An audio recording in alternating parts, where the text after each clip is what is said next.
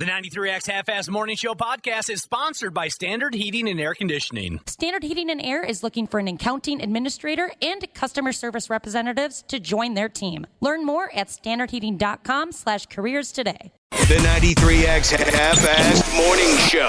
93 Welcome, everyone. Hey, guess what? End of the week. Yes! Nothing can fix the bathroom smell. Stop trying. The spray does not fix the situation, it changes it.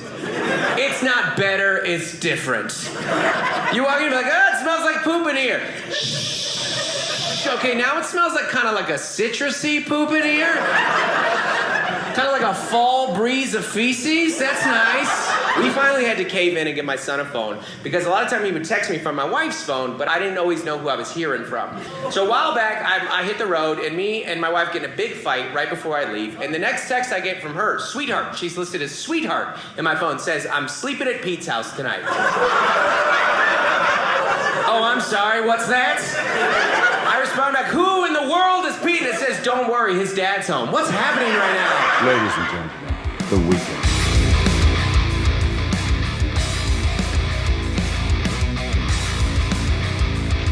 Yeah, we're all set to wrap up the work week with this one here. Welcome to the Friday edition of the 93X Half-Ass Morning Show. Yeah, she's going to be a busy one. She will. Once that damned NFL season gets going, Josh, Fridays are a gangbang around here. We have a lot of responsibilities, don't we? Too many. And we get to bring our buddy back, Andrew DePaola. I enjoy talking to Andrew. Get a little insight as to what's happening, perhaps in the kicking game, which is your favorite part of the NFL. I like special teams. I do. The kicking game specifically, yeah. Around 7:30, it gets crowded around here. Starting at 7:30, what are we going to start with? Like you said, we'll jaw jack with one of our athlete friends, Vikings long snapper Andrew Depala. Depot, they call him. Nice enough guy. Nice enough guy. I wonder if he's had to do any studying this offseason because I was reading something last night. I'll bring this up to him when we get him on the telephone. I was reading some real confusing stuff about some new rules when it comes to kickoffs, and I know he doesn't handle kickoffs, but I'm betting he has to be prepared to take a position on that team if he had to. You know what I mean? Yeah. Mm-hmm. I didn't watch last night's ball game, or I guess I could have seen it firsthand, the new way they're handling kickoffs now. But, I mean, maybe he had to sit down like the old days and study. What a drag that would be. To learn the new rules. They're always tweaking the rule. Andrew DePaula. He doesn't have any time for that. I think just this week they had a new addition to their family. I think his wife had their son. Or it was this week or last week? I can't remember. I had no idea this was happening. Sorry. Yeah, it was recently, though. He's a busy guy. Uh-huh. Didn't he have two daughters going into the day? Yeah, I think they're up to their third kid and now he's had a boy recently, a week or two. I thought it was earlier this week. Oh, for God's sake! What a nightmare! Born on August 30th. And that's so Friday. Yeah, that's her fourth kid now. Oh, they're fourth. 4 kids. Yeah. Okay. Oh my God! The problem is once you get outnumbered, you're in some serious trouble. I think they lost one. He told me they only had 2. No, so you're saying they've got 4 now. Somebody should let him know. Yeah. You think one of them wandered away? Yeah, and he just forgot. Wow. Well, we'll get an update on all this because it's been a while since we talked to Andrew. I forgot what kind of situation he's in as far as family members go. Andrew Depala. We'll get a derelict listener on air to make a couple predictions for Sunday's ball game. It's the season opener for the Purple Pick'em thing. Lots of monies to be had if you can pull a couple of predictions out your ass this football season. And after all that, I guess if we have anything left, maybe we'll even test Randy Shaver and Brad Ryder with one of our Dad Fights Trivia Showdowns. Man, I hate Fridays. I hate them. There's just too much. Yeah, that's a week's worth of stuff right there. Oh, all right. What's going on this weekend, Cubby? Go. Well, my wife's out of town. Again? She'll be leaving tonight. I'm in charge of watching our newest dog. He's got to get his testicles removed. We had a little ceremony last night to say goodbye. Aw. But today's the day. They are removing his balls. So I'll be keeping an eye on him. little football, youth football. I'd imagine you guys are going to be there tomorrow. No. You're not going to be there? Not going to be there. I think I'm going to have to miss. Well, that is a surprise. I wish I didn't find this out on the radio from a handful of people. You guys aren't going to be there, huh? No. I've got a strict rule about youth football. I mean, I like football, Josh. Don't get me wrong. I like football, just not really bad football. I think, Dana, I thought we even were going to be at your alma mater.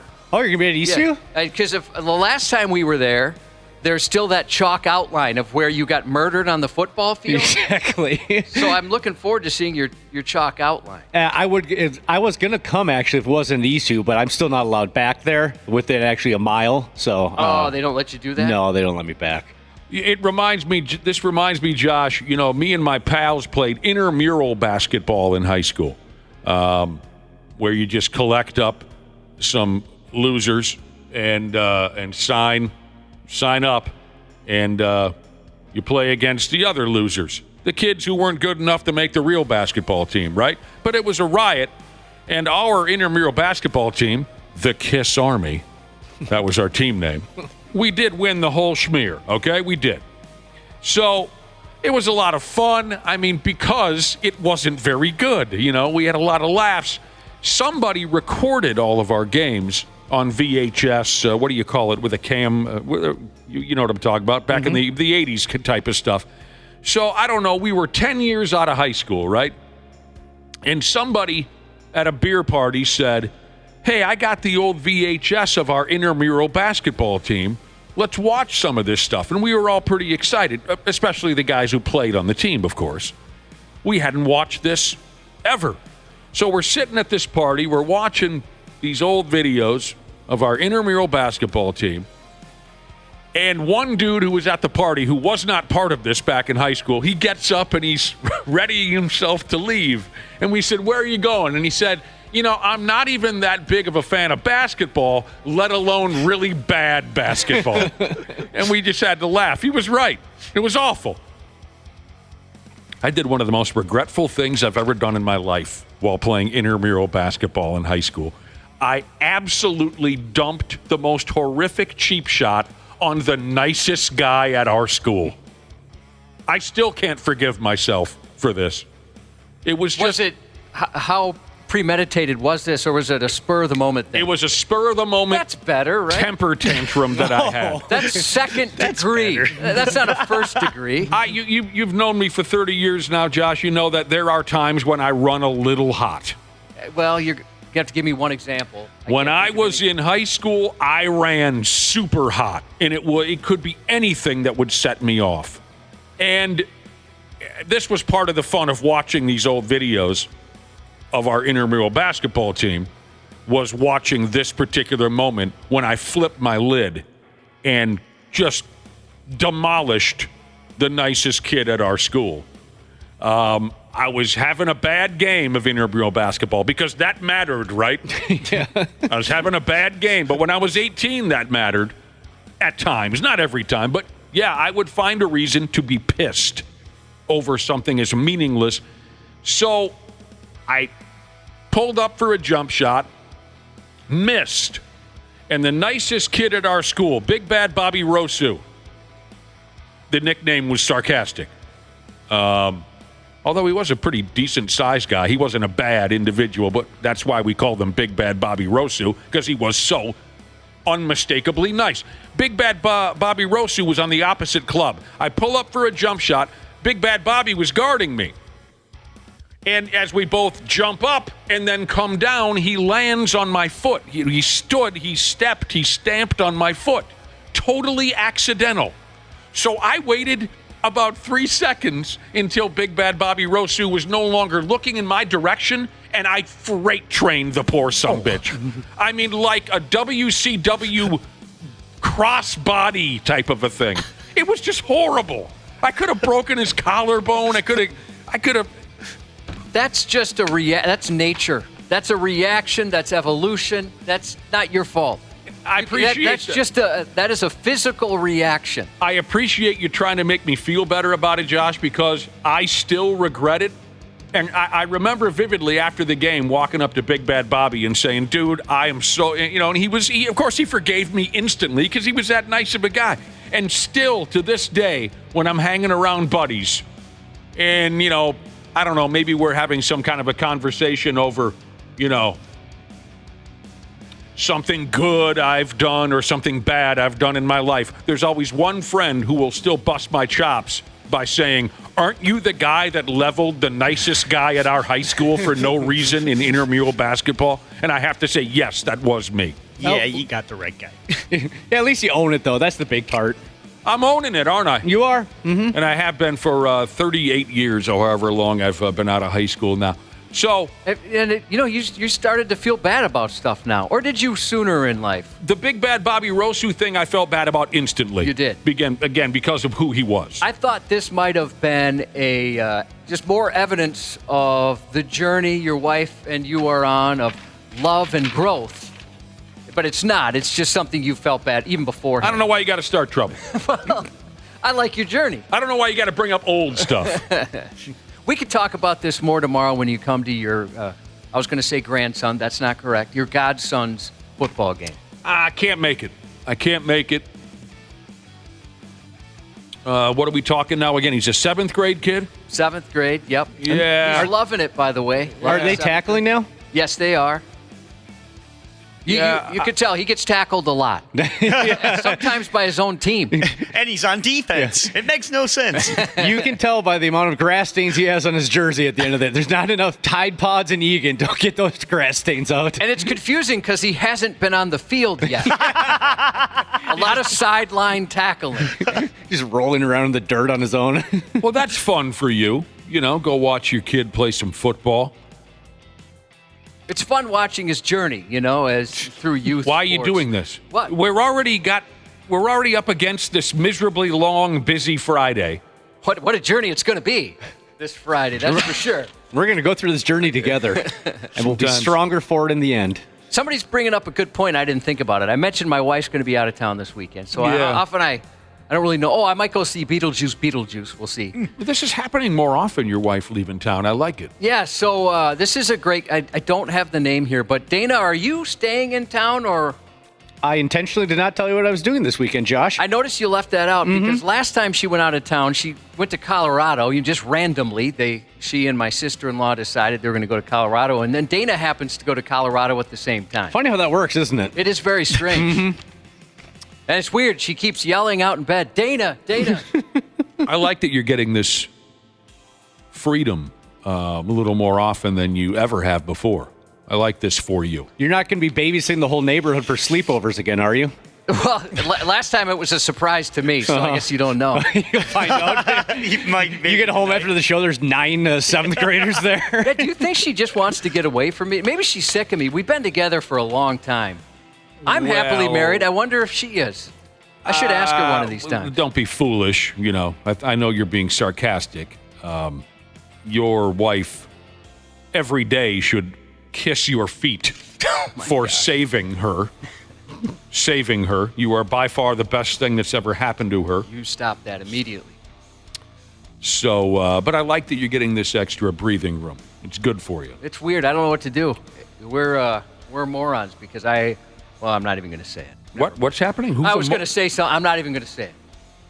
I've stopped myself. What direction were you headed in anyway? Well, I would never have said this. I'll just tell you, if you're wondering, what was he going to say? And it was so stupid he stopped himself. Yeah. It definitely wasn't, I already miss her, because that'd be stupid to say. That'd be embarrassing. That'd be gross, right? That'd be like sappy and stupid. I wouldn't want to It's almost like you love her or something. I wouldn't want to hear you say that out loud. No. That would disappoint me. Thank God you didn't. Yeah, so dodged that bullet. It could have been anything. It could have been anything other than that. All right, so... Local 34, Jesus said his old lady never leaves the house, and he wants to know if she can go with my wife. Yeah, sure. Yeah, go ahead. That'd be fun. They could have some fun. I'm a little bummed I have to miss it, to be honest, but they're going up to my wife's family has a cabin, and so the big kids are going, she's going, my mother-in-law. It's a good time. You're regretting not making that trip? Oh, I'd love to go up there and spend some time with them. No, we got too much stuff around here we got to do. You need this. This is good for you. It's something that you never ever had the opportunity at for decades. So don't be chasing them up there. Stay right where you are. You're going to thank yourself for it. If it wasn't for football and testicle removal, I'd be up there. Yeah, you got the dog's got to have its nuts off. That's a big deal. Hey, if anybody's had this, where your dog's got the dogs that we've had in the past have already been nutless, right? Mm-hmm. So the rescue said, hey, because we officially haven't adopted them yet, they said, you got to get this done, and then we can go through the adoption. Hopefully, let me know. Is it all right? I'm a little worried for him. Like, how's he going to take it? Because he's 3. Well, did you ask our veterinarian friend Dr. Andrea about this? She didn't. She thought it would be fine. She's like, yeah, nothing to worry. But I just was wondering, like, maybe she's better at it than where our dog's going. So I'm wondering if anybody else can tell me. We had this conversation a few weeks ago, and I'm not trying to scare you, but I always heard bad things about taking the nuts off of an adult dog. Yeah, I don't know. And I think the last time we talked about it, we got texts saying, yeah, it's not good, and we got texts saying it's fine. Yeah, I guess you got to wait and see. She did. Dr. Andrea recommended I believe she called it an ablation, where they take the sac away too. Okay. And I would think ablation. That's probably a good idea. Because they take everything. Yeah. I mean, if not, that thing's going to be dragging on the floor. Oh, it's tough to look at, guys. I bet it is. When he's in bed with you. So, me and my other dog, we like to wrestle. We wrestle every day. I've never won. I mean, he's beat me every single time. Well, he weighs more than you, doesn't he? My other dog? No. Yeah. So this particular one, we're the same. Okay. We both weigh 145. So we're the exact same. So it's an evenly matched. Our last dog, he was 185, so he had me. You're wrestling these dogs with...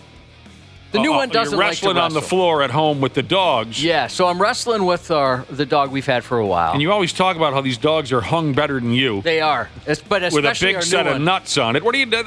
So that's where I'm going. You're going to get something up against the forehead. The new one teabagged me yesterday. Oh, come on. He teabagged me. Stop it. No, it wasn't on purpose. You asked for it. What are you doing wrestling these hung dogs for? Well, I didn't know they'd work together. Well, it sounds like they fight dirty, too. Maybe you should put like a diaper on them before you wrestle or something. Well, they're gone now. Put some trunks on these dogs if you're going to wrestle. Everyone in the room should be wearing trunks. All right, everyone said everyone's saying it's fine. Thank you for the text. I appreciate it. So I was a little worried. I mean, I know Dr. Andrea made me feel better. Said, we do it all the time. Mm-hmm. Supposed to be wearing that big old lampshade? I don't know. I guess I'm not sure. I'll find out. Probably. Because he can't. They said he can't be alone for more than 24 hours. So I'm sure they'll put a lampshade on him so otherwise he can't. They just lick it. He'll just tear at it. Oh, I got to make a note. Thank you, Need Vitamin V, Jesus. I'm going to print this. He said, just remember, the kid goes to the vet and the dog goes to football. Yeah, I had that the other way around. Damn, man. Can you imagine making that mistake? How embarrassing. Why is the helmet not fitting on the dog? It doesn't make any sense. And why is my kid so docile all why of a is sudden? he singing falsetto all of a sudden? Okay, he's joined the boys' choir. My son just kind of slowly walked up to his room and got in bed, and I haven't seen him since. Your son's wearing the lampshade, too. My son's he's furious with me. For Christ's sake, I took the balls off of my own son. Son, did you get any sacks today? No, but they took one! I'm down a sack. -1, my career sack numbers. Oh, wow. All right, there you go. I actually, I think I told you this off air, Nick. So I ran into one of my neighbors. This guy's great. I don't see him enough. He's out of town a lot. He works a lot. I've never seen him, if that makes you feel any better. Oh, it does, actually. Yeah, right. And so I ran into him the other day. We're taking the dogs for a walk, and I'm like, hey, just you don't miss the opportunity. It's the last chance you're going to get to see that set of nuts, essentially. You said that to the man? Yeah, right. I did. And as we were walking away, I told my wife, I'm like, maybe we're not there yet. Maybe in our he seemed to take it very well, and he thought, my God, look at those things. But I did think on the way back to the house, like, maybe I could have just kept that to myself. Maybe we're not. Our relationship isn't there yet. I can't see myself casually bringing up my pet's genitalia to my neighbors Well, there's odd talks. Look at the vagina on this one. You ever seen anything like that before? Some of the talks in the neighborhood get pretty inappropriate.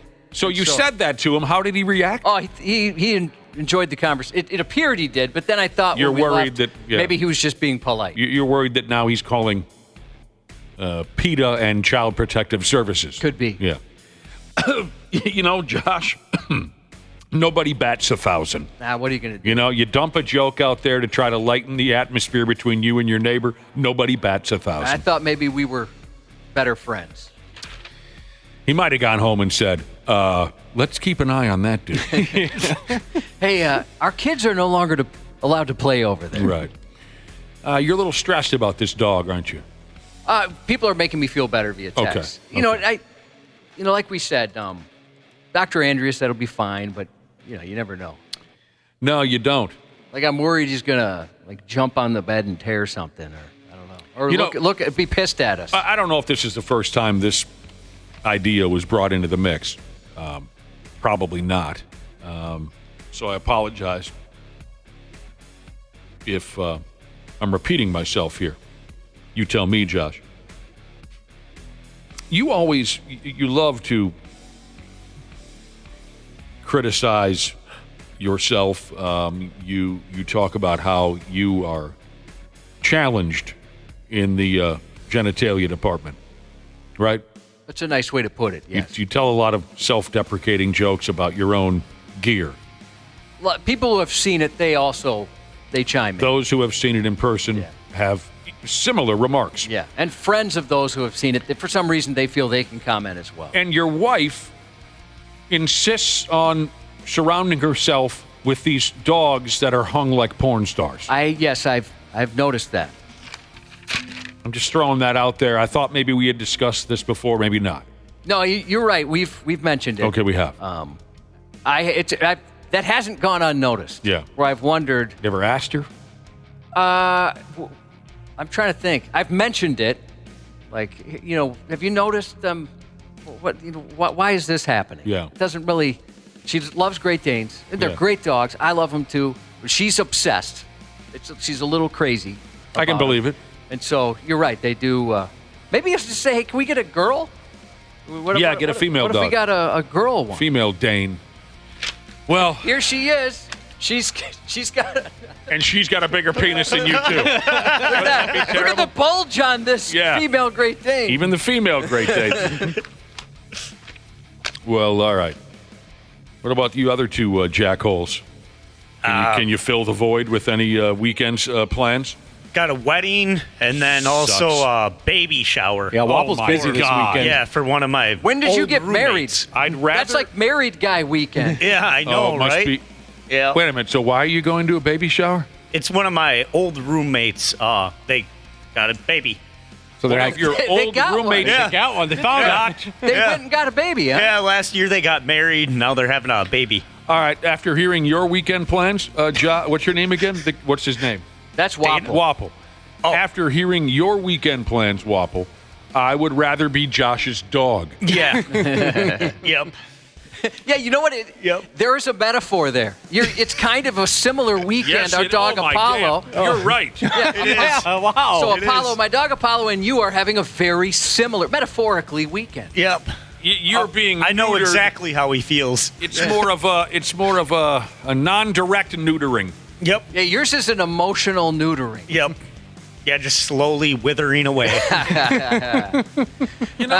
Thank you for this text.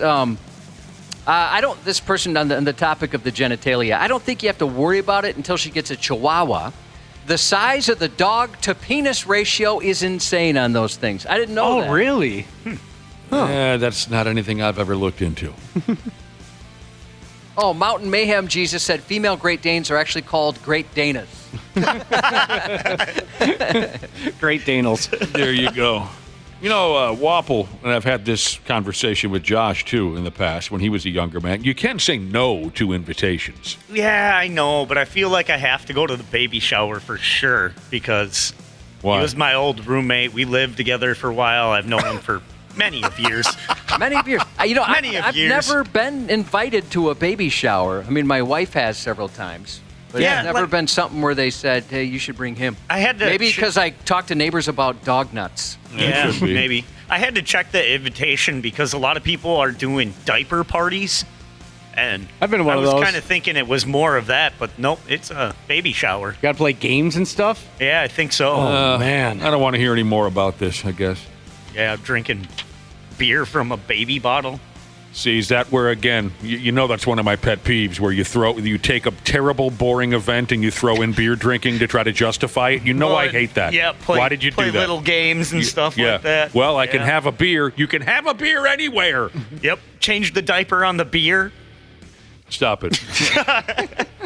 It's going to be a hell of a deal, like I said earlier. We got lots to do. Our first visit of the football season with Andrew DePaola, and he's a heck of a dude. Well, to find out what's going on with him, we were talking earlier. What does he have now? 3, 4, 5 kids? For Christ's sake, the guy can't keep it in his pants. We'll talk to Andrew DePaola. We'll get a listener on air for Purple Pick'em.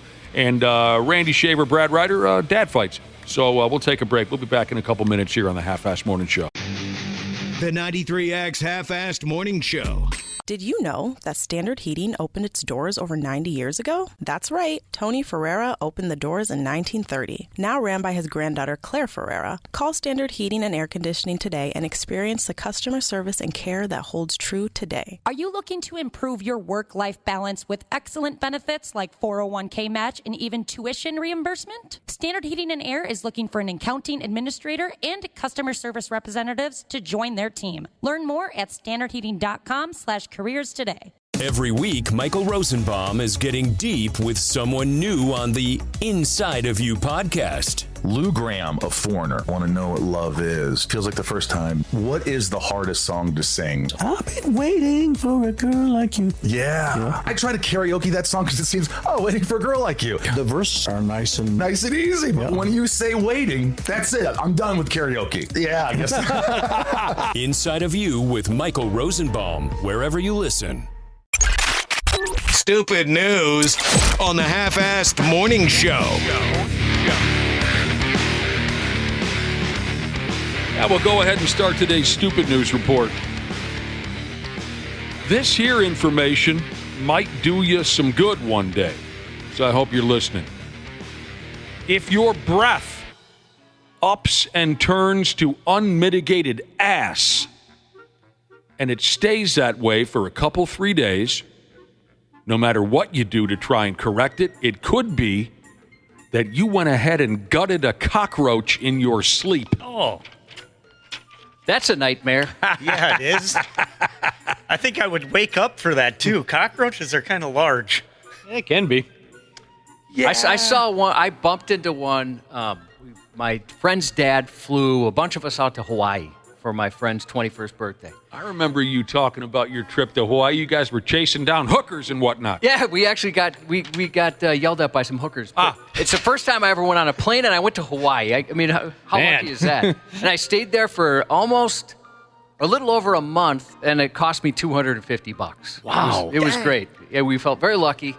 It's nice to know rich people, right? No kidding. So his dad flew us down there, and I walked out, and I bumped into something, and I said, "Oh, excuse me, sir, it was a cockroach." They just don't die, I guess, in warm climates. It's like almost as big as my hand. What? It was gigantic. Oh. That would terrify me. Yeah, that would, yeah. I couldn't swallow that. Oh. If you want to isolate that, that's fine. I just realized that could come back to haunt me. That actually is very good. I'll write that down. I mean, I know I'm a heavy damn sleeper. Once I am asleep, you could drive a bus across my forehead, and odds are I'm going to stay asleep.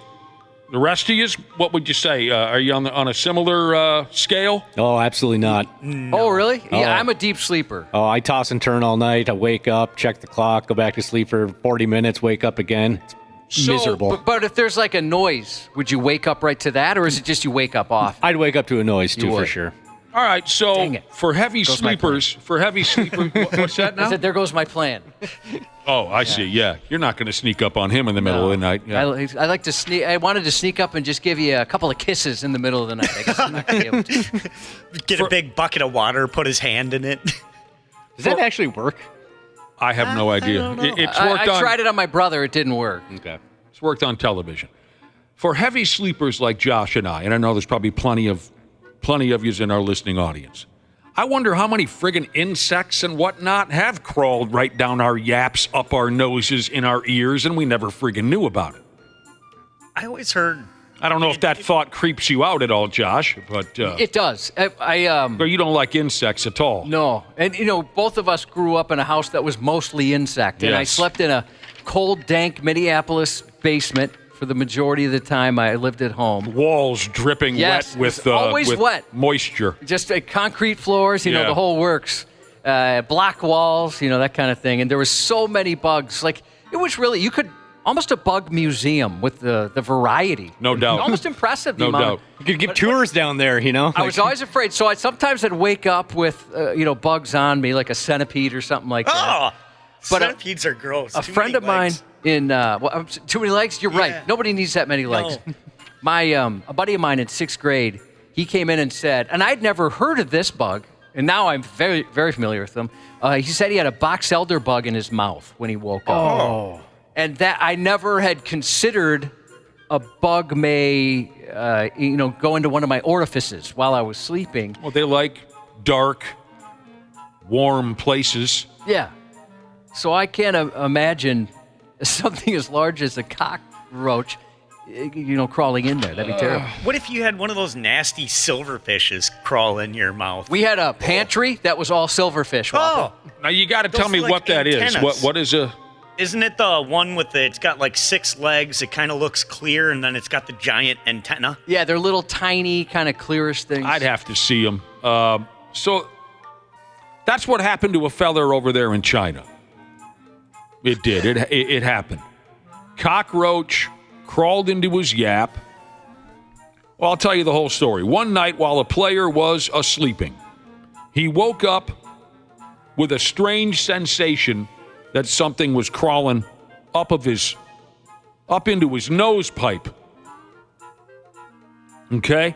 Then he felt something go down his throat. He started coughing, but nothing came out.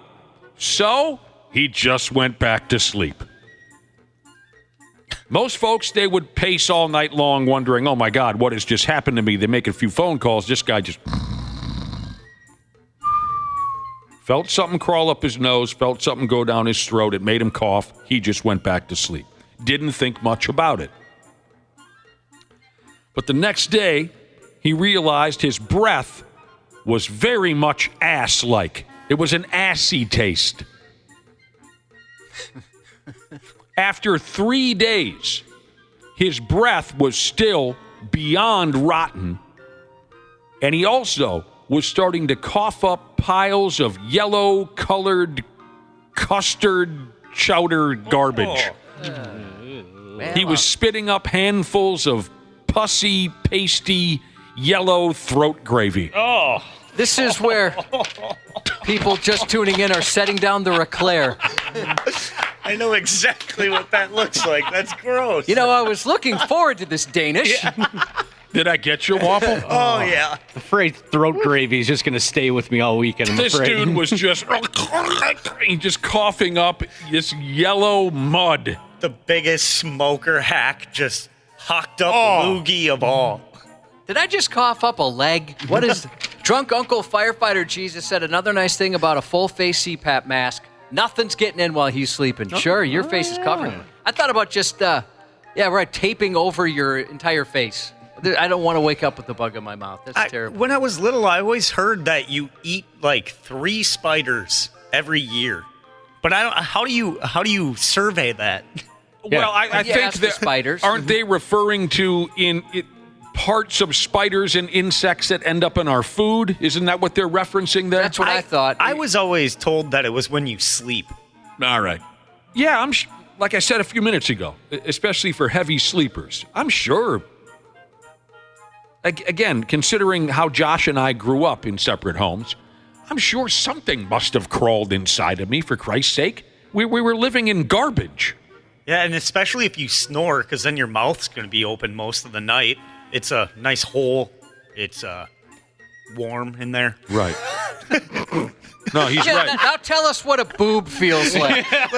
like sand. Like a bag of sand. Yeah, sure. He's right about everything he's saying.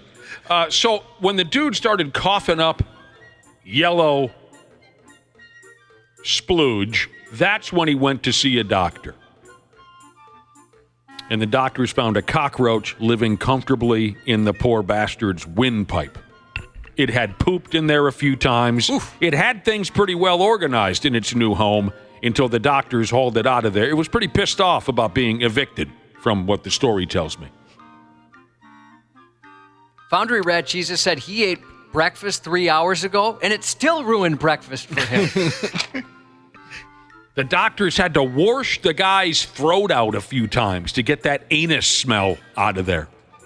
Washing it up and down. Because his breath was just humming, as Josh used to say. Dude was okay after that. They sent his sad ass home. Where the whole nightmare started in the first place. Oh, great, I'm back home with more cockroaches. He might want to do a sweep of his bedroom. Yeah, maybe get one of those, when they put those circus tents up and just threw the bug bomb in there. Copenhagen long cut pipe layer Jesus said, you know, it takes a lot to make a pipe layer gag, but you just did. Good. Well done. Well done, he said. North of 95, Jesus said he swallows a lot of bikini spiders every year. Is that right? Lucky man. Do tell. Lucky lady. Oh, yeah. Dude might want to do a sweep of his bedroom. That's how I used to operate when I was a kid. Because of the bugs, I would do a little lap around the room and see if anything was visible, and if it was, I'd vacuum it up and hope for the best. Because this guy doesn't need any more insects climbing into one of his holes in the middle of the night. That sounded miserable. Chas Champ says, goodbye, $8 breakfast burrito. Bring it my way. Well, that's how much a breakfast burrito? I said yellow-colored custard chowder garbage. I said pussy, pasty, yellow throat gravy. What did I say? Yeah, you left a lot out. You know, the description, you couldn't really picture what you were talking about. No, not at all. Oh, no. This person has a CPAP, but he or she is terrified a spider will crawl in the tube during the day, and then I strap the mask on, and it's forced into my nose or mouth. Oh. Here's a listener that says, I'm going to start brushing my teeth with off bug spray. Mrs. Jeweler, she says, Eggs Benedict? No thanks. Not this morning. Yeah, no hollandaise sauce. Not this morning. I do like hollandaise. Oh man, I'll tell you what, that sounds terrible to have a cockroach living in your throat, or to be the cockroach who had just gotten himself settled and then he gets pulled out of there. That must have been a little... I share a lot with that cockroach. I mean, I've never invaded a Chinese man's mouth, unfortunately, and there's still time. You know the feeling of that cockroach? But yeah, when I move someplace, I like to make it home real quick. I am very uncomfortable if things are in disarray. You know, there's boxes everywhere and stuff like that. Right away, you put a picture of me on the wall, don't you, Jeff? That's the first thing I do, and I light my Nick candle. Yeah. I have it burning at all times, just to remind me that it's a journey that the two of us are going on. But yes, I have to have everything in its rightful place. Bastard. Very quickly after I move in. Okay. So I understand what he's You're an organized person. Yeah, don't you take all your clothes out when you get to a hotel and put them in the dresser? drawers? I do, yes. Yeah, if you don't believe me, if you join us in October in Wisconsin, I'll let you take a tour of the dresser. By the way, Nick and I have such better rooms than you guys do. Did you know that?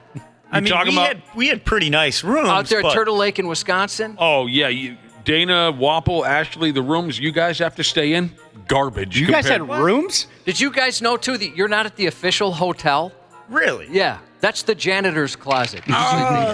We get some fancy schmancy places to stay in because we're big deals. Okay, here's more evidence that social media is one of the most damaging creations mankind has ever come up with. I won't spend too much time on this one because it's just so damn depressing and horrible, especially when you consider how stupid and unavoidable it is. A 12-year-old boy in England damn near died from the latest moronic social media gimmick, something called chroming, where kids try to get high on deodorant. I talked to my youngest about this yesterday, asked if he'd heard it, and just tried to remind him how stupid those challenges are, and I think it's designed by sickos to kill young people who are impressionable. Right? How many times have we heard this? Hey, don't lay under a vehicle and then just rev the engine and hope it doesn't run over you or whatever. It's always something kind of stupid. Yeah, you might be completely correct there. This could be just some group of maniacs trying to kill children. I don't know. And they know that they're impressionable, and they know that if they make it look cool on social media, that kids are dumb enough to try it. Now, some of you are going to say that inhaling this and inhaling that to get high is nothing new, and you're right. I'm just saying that this chroming has apparently given a new surge in popularity to inhaling on social media. Do you understand what I'm saying? Yeah, and I think my talk last night might have backfired because he hadn't heard of it, and it seemed like he was listening to what I had to say, but he's like, hey, can we watch some of those videos? And I'm like, oh, no, I turned him on to something here. Oh, no. I'm like, no, why would you want to watch kids harming themselves? He's like, oh, I'm just kind of curious what's going on. You just gave him a new kink. Yeah, no kidding. So he's like, I'm hiding the deodorant in the house now, just in case. And I know you've shared these sentiments before on air, Josh, and I hear the same from some of my buddies who made the mistake of reproducing. They talk about how interesting parent-child conversations are today as opposed to 40, 50 years ago, where now a dad and a mom have to sit down, just for example, with their teenage boy and say, okay, don't send a picture of your penis to your friends. Don't put a picture of your penis on the internet. Don't eat Tide Pods. They have to roll through these things that our parents didn't have to do. And I can say in some cases you might have to say, didn't I warn you not to send a picture of your genitalia? Why didn't you listen to me on that? Don't verbally attack strangers on social media. Don't post radical political views. You have to sit down and have these bizarro conversations that just simply didn't exist because the world's gone mad. All right, so sorry, real quick. I don't want to forget about this text. This is great. Going back to the first story and the description of what the guy was coughing up. And I know there's some people going, okay, can we just move on? But this is a funny text. Back to this first story. Yeah. Evil Garbage Man Jesus said, that description just made the maggots in the garbage I pick up puke. That's from Evil Garbage Man Jesus. Can you imagine the maggots are like, okay, that's disgusting. We get it. That's brilliant. So again, I'm trying to get through this quickly, but then I went off on a tangent because that's the way I was wired. 12-year-old boy in England. He was chroming, which is inhaling deodorant, and he almost died. He went into cardiac arrest. He allegedly inhaled a can of antiperspirant. Are we talking about spray deodorant? Like is that what we're... Sometimes I don't understand the terminology. He inhaled a can of spray deodorant after being shown how to do it by an older kid who learned it on some warped social media site. The kid's mother found him laid out nearly dead. He was flopping like a crappie on the floor, having a seizure. His mother brought him back with CPR. Then he gets thrown into an ambulance. He has a few more seizures.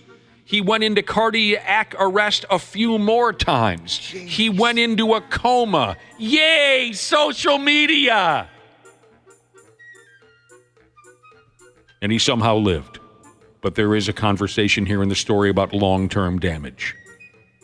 Boy, I hope not. I mean, he's young, and a lot of times you're dumb when you're a young person, and here's evidence of that. But I can't imagine, too, what those parents were going through, because first, you're obviously terrified and want your kid to get better, but also you're furious. Like, are you serious? Yeah. This is why you're in this situation? Yeah, absolutely. You're terrified, and also you can't help but think, why have you done this? Yeah, the thought process. And, you like to... sometimes my wife will have to remind me about some dumb things I did when I was young, because I like to forget, right? Because I'll wonder, how does somebody make that decision? I don't care if you're this age. How do you do that? And I guess I'm just forgetting. Maybe we all were that dumb, but I'd like to think I never would have dumb enough to try to get high off an aerosol can? I mean, think of all the ways people got high when we were younger, one way or another, and it was just, it seems like there's new dumb ways versus old dumb ways. I think there were things less... like the choking game, I don't understand. To me, there were way less ways to get high when I was a kid. Way less. Too much research has been done. Too much research has been shared. And that's why we're seeing more of these bizarro things that kids will try to achieve a high. Could you imagine that taste, too? Spraying deodorant in your mouth? Oh, yeah. No, thank you. Although I think I eat a lot of cologne with the amount my son puts on. Oh, yeah. I bet 7th grade, he's that age. Yeah, it's kind of like a Jell-O consistency in the air at times. You guys wore cologne in junior high? Yeah. No, Axe. People had... Your son wears cologne. Yeah, he a friend of mine gave me a bottle of Jupe because that's what Tracy Morgan wears, right? And he talks about Jupe all the time. And my son confiscated it. Do you bust his balls for wearing cologne? Oh, I make fun of him for it. But I do remember it was big in middle school. A friend of mine would bring me samples that his mom had a magazine where they'd have samples and stuff. Mm-hmm. And so, I would kind of use the samples. All right, again, I'm sorry if you disagree with me, but social media simply makes us dumber, more divided, and more dangerous every damn day. And there's no way I'm backing down on that. Did everyone see the foxy lady who got herself hit by a train? Speaking of new ways to die that didn't exist back in the old days. Did everyone see the foxy lady who got herself hit by a train because she was going for the perfect picture for her self-centered Instagram page? Yeah, and we tried to post this. Our website poster is not working, unfortunately. It's a great video. Great video. So we have no one that can post that on our website? Our website's completely down. Oh, not our website, but the posting, yeah. You have to go to a website to post to our website. Mm-hmm. And that one's been down for a couple days. Oh, great. Because this is a fun video. There's this gal standing as close to the tracks as she could for a cute picture. She's got a little red dress on her body, but right as she was posing, the train knocks the living hell out of her and sends her flying sideways. Even her kid almost got hit. Or a kid. I didn't see a kid. Oh, maybe I'm watching a different video then. She was lucky as hell. She was fine. Yeah, you're watching the movie Stand By Me. Wow. Oh! This gal was fine. Other than looking like the dumbest human being on earth. Hit by a train, and you pick yourself up and walk away. That doesn't happen often. Not a lot of people have those stories, right? No, hell no. Had it gotten just a little bit more of her, it grazed her. Had it gotten a little bit more of her, she'd be dead. Mm-hmm. Oh, that'd be horrific to watch. There's that woman in blue right next to her. Ugh. Yeah, she'd be in red soon. Dude, her dress would change color quickly. You ain't kidding. It'd be like a Kill Bill scene. Yeah. And maybe this gal is every bit as dumb as the video leads us to believe, because afterwards, she said she had no idea the tracks were in use or that a high-speed train was barreling toward her. Pretty tough to miss it. So that giant vehicle roaring in her direction and blaring its horn, what did she think that was? So our work is right next to some train tracks. And when they're going, right, not even blaring the horn, that is loud. Mm-hmm. That is very loud. You can hear that, that's for sure. So I think that's just her trying to save some face there by saying, I had no idea. You had to have an idea. It's a train blaring its horn, screaming in your direction. Yeah. And also, this is my favorite part, other than the video of her getting hit by a train. That's a lot of fun. This is my second favorite part. She also said that the incident was, quote, nobody's fault. Hey, no one to blame here. That's just the act of God. Those trains that come out of nowhere. She walked into the path of a train, yet it's nobody's fault. I love it. All right, so back to the chroming story where kids are killing themselves by accident, huffing, what's that called? Deodorant. Physics teacher Jesus said, well, today's class announcement will be don't huff Axe spray. Thanks, guys. Yeah, it's, I was talking to my wife last night saying, it's silly. I'm going to have a conversation with their son and just ask him not to huff this if he's watching these videos without our knowledge. Now, I'm not sure what kind of evil crackhead nonsense we're dealing with here. So I'll just go ahead anyway.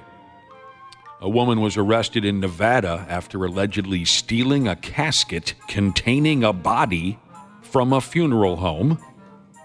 And then she dumps the body in front of the funeral home, leaves the casket there too, and then walks on out of there. Without the casket, without the body. That's crackhead behavior. I saw a picture of the gal. She looks like she smokes rock and was maybe recently deloused by the county jail. Yeah, I think she's had better days. She goes by Patricia Sierra. She's 47 years old. She allegedly... A rough 47 years old. Yes. She allegedly broke a window at the funeral home, unlocked the front door, and then wheeled the casket with the dead carcass inside it out into the parking lot. But then just tipped it over and left. Later that same night, someone spotted the casket sitting outside and a body lying face down next to it. Dude. Maybe she knew the person, just wanted one more FU before they buried him. There you go. Spiked the dead guy. Yeah. Paperwork found next to the body showed that the carcass had been viewed the day before. Do you understand where I'm going with that? So the day before, there was some kind of a wake or a service for this particular person. The following day, here comes crackhead, dumps that person out onto the lawn. Nothing else in the building was believed to have been damaged. Here we go. When the cops caught Lady Crackpipes here, she said she has a substance abuse problem, and she blacks out. She said she had 6 beers that night. No, you didn't. That's not a beer drinker's behavior. If a beer drinker breaks into a funeral home, they would just turn up the stereo and get caught line dancing or something like that. Beer drinkers don't harass dead people. You guys ever seen the bit Coffin Flop? Oh my gosh, I just watched it the other day. Actually. Did you really? Yeah, it's so that's funny. I know nothing about Coffin Flop. It's an old bit. If we could post stuff to our website still, like most radio stations can, we'd have to post that. Google that Coffin Flop. You want me to do that right now? Google it? Yeah, I mean, it'll take you a while to watch the whole video. I can't remember exactly how long it is. Well, then tell me about it. What is it? It's like a fake, was it a reality show? Yeah, it was a fake TV network called Corncob TV, and their hit program was Coffin Flop, and cable networks are wanting to drop it. And all Coffin Flop is they videotape funerals and wait for a body to fall at the bottom of a coffin. It's pretty funny. They videotape funerals and wait for a body It's a bit. It's a bit, right? They make it up. So it's just like a bunch of, there's an announcer talking about Coffin Flop, the show, and then also they're carrying out the beloved one, and everyone's crying, and then grandma falls out the bottom of the coffin, or different funny ways that they fall out. It's pretty funny. I'll have to see it. Coffin Flop. I hear you. Kidney Stone Jesus said, as the saying goes, what I do when I'm blacked out drunk, that's none of your business. Or his either, because he doesn't remember. Oh, no, that's none of my business, he says. Sure, it's not your business what you do when you black out. You're not responsible for that. No, of There's course There's nothing you can do. No. I dig an obituary with some attitude to it. I do. An obituary published in a newspaper in Maine had some edge to it. It talked about a woman that checked out, quote, without family by her side due to burnt bridges and a wake of destruction left in her path. I dig this because it seemed for years, Josh, even if someone was a terrible person, when they died, everyone tried to find something nice to say about them. The mindset was, well, they're dead. We should try to change the way we thought about them, try to think of the positives. I've always thought, if you're a dick, you're a dick. And when you die, that doesn't change that. I don't know if it's, I'm sorry if I sound cold-blooded, but that's just the way I feel. Well, we've talked about the movie World's Greatest Dad before with Robin Williams. I think Bobcat Goldthwait actually wrote it. And his kid is a jerk, right? Robin Williams' son, he's a jerk, and nobody likes him for good reason. He's really a jerk. And the kid dies with autoerotic asphyxiation, right? Oh. He dies choking himself, jerking off. My God. That's embarrassing. Yeah, a little bit. Not trying to be controversial, but I think that's kind of embarrassing. And so all of a sudden, because he's died, he's in high school, everyone has beautiful things to say about him. So exactly what you're saying, like nobody liked him. There's no reason to say anything nice about him, but everybody did when he passed. The movie's about a lot more than that. It's more about Robin Williams and what he does afterwards, but it's the same thing you're discussing. Yeah. It is true. Wait a minute. You hated that guy. Right. Why are you saying so many? I mean, obviously you don't want to walk around saying good riddance or that kind of thing, but... Why not? See, that's where I'm going with this. For the other people who survived them, right? Maybe he or she meant something to another person. I get the sentiment. I get, like you were saying, you don't want to be the person walking around saying, well, the sumbitch had it coming. He was a prick. But I'm telling you this right now. There's a few people that I know that are still breathing. If they go before me, I dare you to try to get a positive comment out of me. I dare you, because there's not going to be one. So here's this lady. She dies. And the obituary didn't go where you normally see it go. The obituary was for a gal called Florence Harrelson. She was 65 when her lights turned out. And the obit was written by her daughter, Christina Novak. And this is what Christina wrote. Florence did not want an obituary or anyone, including family, to know she died. That's because even in death, she wanted those she terrorized to still be living in fear, looking over their shoulders. So this isn't so much an obituary, but more of a public service announcement. She had a phone call. Once this is up in Maine again, Josh. Once the Bangor Daily News got a look at this obituary. You ever had a conversation, Josh, with the Bangor Daily News? No. Nobody in Bangor. Once the local paper saw the obituary, they called Christina Novak, the daughter of this dead woman. They wanted to find out more about this. Christina described her mother as abusive and controlling towards her and other family members. She felt no anger while writing the obituary, only relief.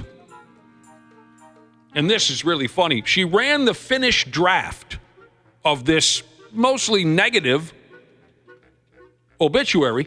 She ran it by several relatives, including one older relative she thought might take issue with it, right?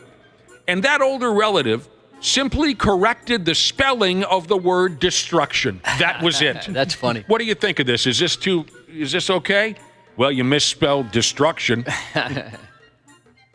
Other than that, run it, the older person said. The obituary cost her $86, but the entertainment was priceless, the lady's daughter said. When I wrote it, I wasn't mad. I wasn't angry. I was sitting with pen and paper and giggling to myself. Hey, man. That's in good fun. I dig it. Who knows? She might have appreciated it. Maybe she would have appreciated. Oh, but I don't want her to appreciate it. Oh, you don't? No. Oh. Maybe you saw the humor in it at least. Well, it's bigger when it's warm out, Jesus. This is great advice. If you ever have a loved one who passes away from autoerotic asphyxiation. Oh, boy. You just say they died of a bad stroke. You're not lying. Nope. Sports on the 93X Half-Assed Morning Show. Signed a contract for $250, showed me $250. It's the reason why I walk funny and why I can't turn my neck and why I can't do it, because I played for my 120. So you got guys like him that the system over, they're making all this money and they can't play. So I don't respect guys like that. Like, every time I make these comments, people think I'm hating, but these are facts. All right, dude.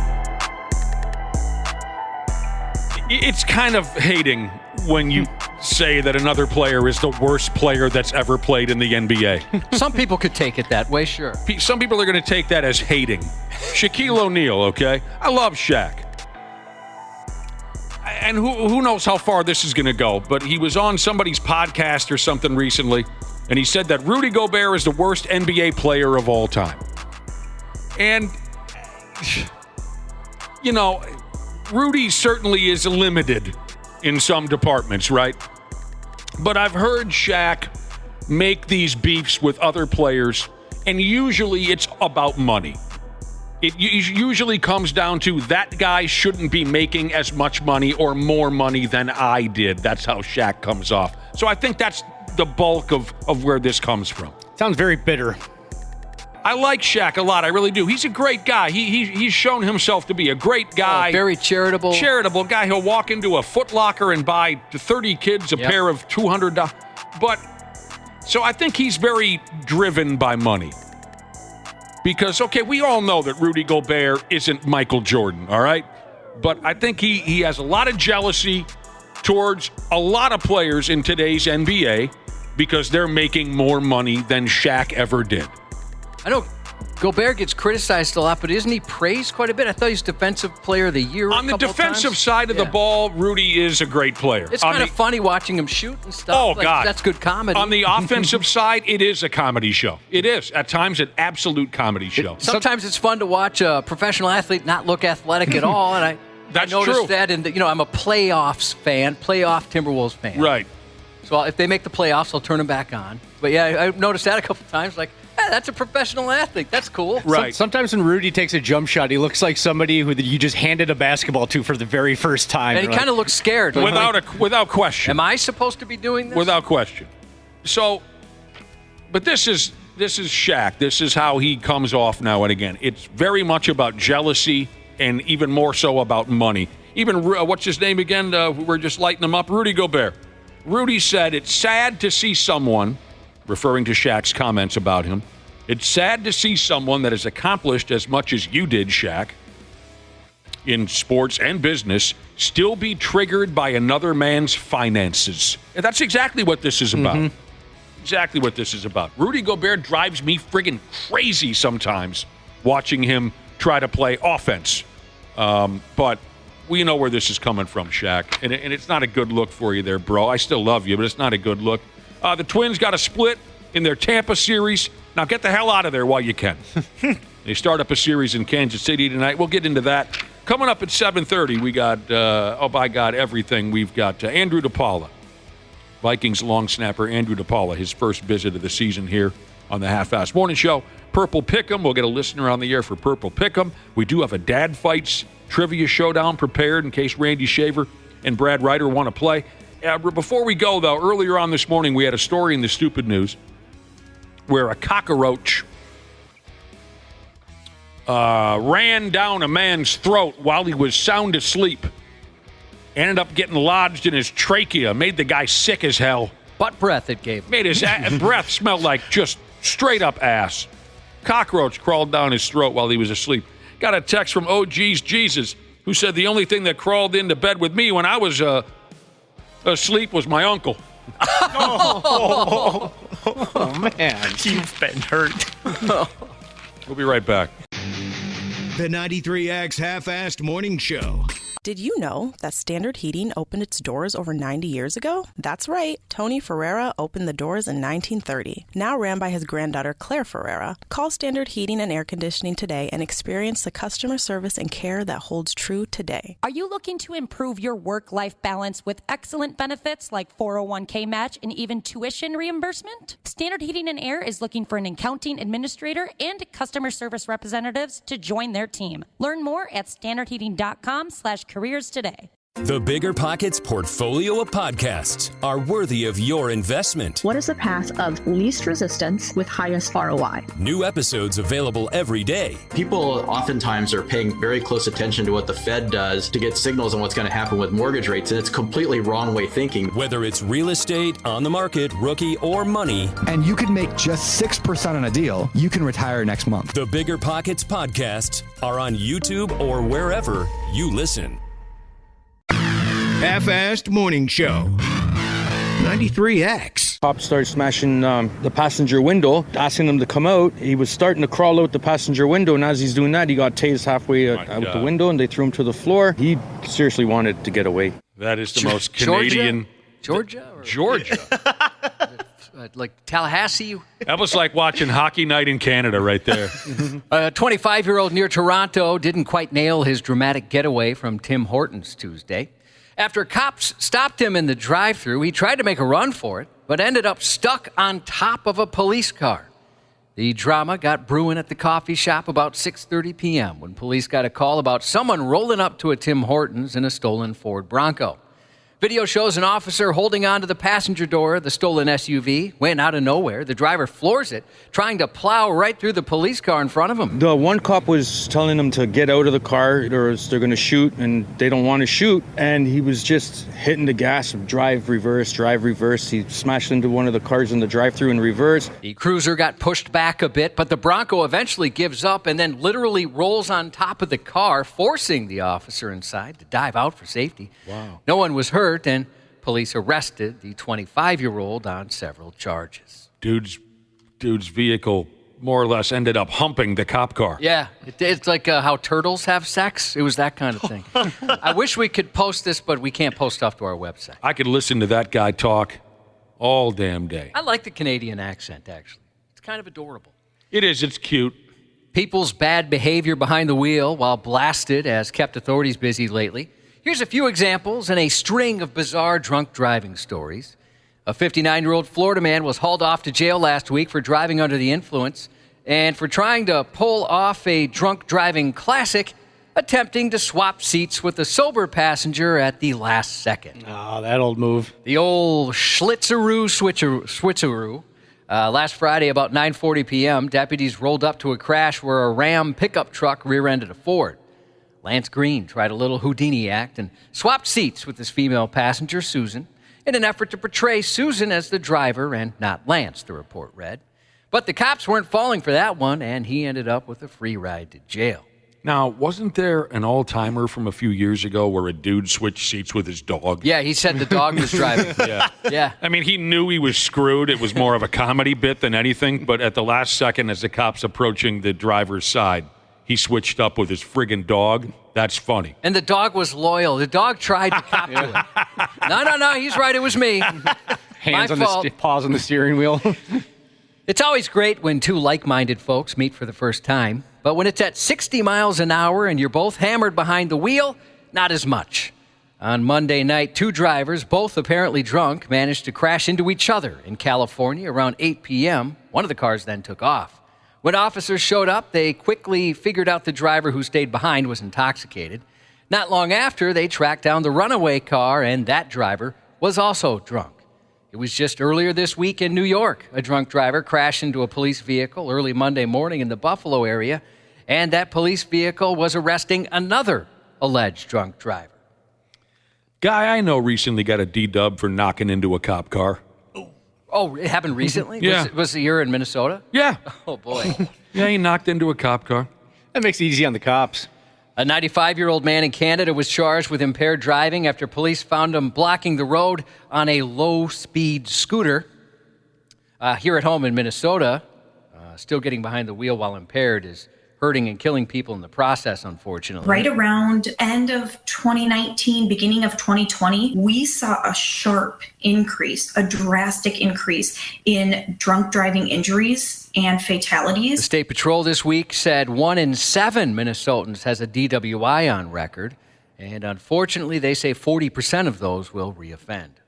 I didn't think it was that many. I mean, I knew you hear about them all the time, obviously, but 1 in 7 kind of surprised me. 1 in 7. A 26-year-old guest at a Las Vegas strip resort is under fire for using a makeshift flamethrower, a move that resulted in a full-scale counterterrorism response, which probably prompted some turds in his trousers. The bizarre incident unfolded Sunday when someone called 911 to report a disturbance involving maintenance workers and the fire system. A water flow alarm had gone off in a stairwell, and it was there a member of the maintenance crew encountered the suspect, later identified as Gavin Hamilton. As the workers approached, Hamilton allegedly responded by igniting an unknown liquid through a hose, creating a makeshift flamethrower and directing flames towards them. Pretty cool. When officers, it is kind of cool, especially when no one's hurt. Yep. When officers arrived, Hamilton was reportedly covered in a black, oily substance. He told them he'd been running from two people in a stairwell, though it's unclear if authorities confirmed the presence of anyone or why they may have been chasing him. Hamilton explained he set off the sprinkler system while trying to unlock a door, but rather than solving that problem, it ended up locking down the entire area. Police later confirmed Hamilton was a guest at the hotel, adding to the mystery of the situation. However, the discovery of a bong and meth pipe in his possession may offer some insight into his erratic behavior. Bong and meth pipe, he says. Yeah, could have been a little on something. Flamethrowers have inspired some wild and humorous mishaps over the years. In March of 2012, a man in Arizona tried to use a flamethrower to evict a squirrel, which had taken up residence in his attic, and then accidentally set his roof on fire. In the end, the squirrel won. The man was left with a hefty repair bill, and the squirrel was able to safely escape. A group of friends at a backyard barbecue had a flamethrower, because maybe that's what you do in Texas for parties. As they debated how to cool down the beer quicker, one of them had an idea to use the flamethrower on some ice in the cooler. The resulting explosion of steam, melted plastic, all ruined the beer, was a spectacle which prompted a police response. A Canadian man found himself in a battle with a wasp nest in his backyard. After trying every conventional method, he decided to take it up a notch and reach for a homemade flamethrower, improvised from a propane torch. He turned his yard into a scene from a war movie, torching the nest, but the flames quickly spread to his fence. While the wasps were eradicated, so was half his yard and all of his wooden fence. Damn.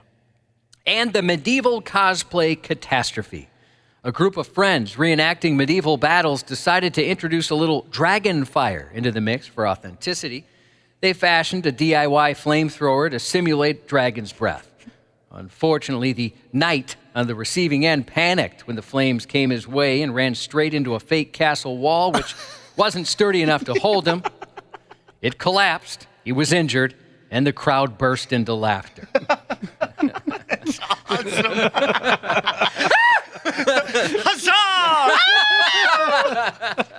And all the while you're dressed like whoever. Jon Snow. Yeah. King Arthur. Drone technology is becoming more accessible, but it's also causing serious disruptions for emergency crews and public events. Following a deadly car crash in Oregon last Friday, authorities requested life flight for assistance, but the helicopter was forced to abort the mission when a drone appeared, hovering just 30 feet above the crash site, trying to get a good view of the aftermath. Emergency crews tried to wave it away, but the drone wouldn't budge. Police were pissed. They said drones near emergency scenes could cause catastrophic accidents, such as a helicopter crash. If that drone were to hit that helicopter, or the helicopter hits the drone, the likelihood is the drone would probably get broken up into little pieces, but there's also that other likelihood that it could cause that helicopter to crash. Oregon State Police are now investigating who was flying that drone and hope the incident will raise awareness about the critical need to keep drones away from accident scenes. I imagine some 15-year-old kid is burying that drone in his backyard right now. Yeah, they think it was just somebody gawking, trying to take video of the scene. Disruptions from drones aren't just limited to emergency situations. In Detroit, a Green Day concert was facing an unexpected pause when a drone flew into the venue.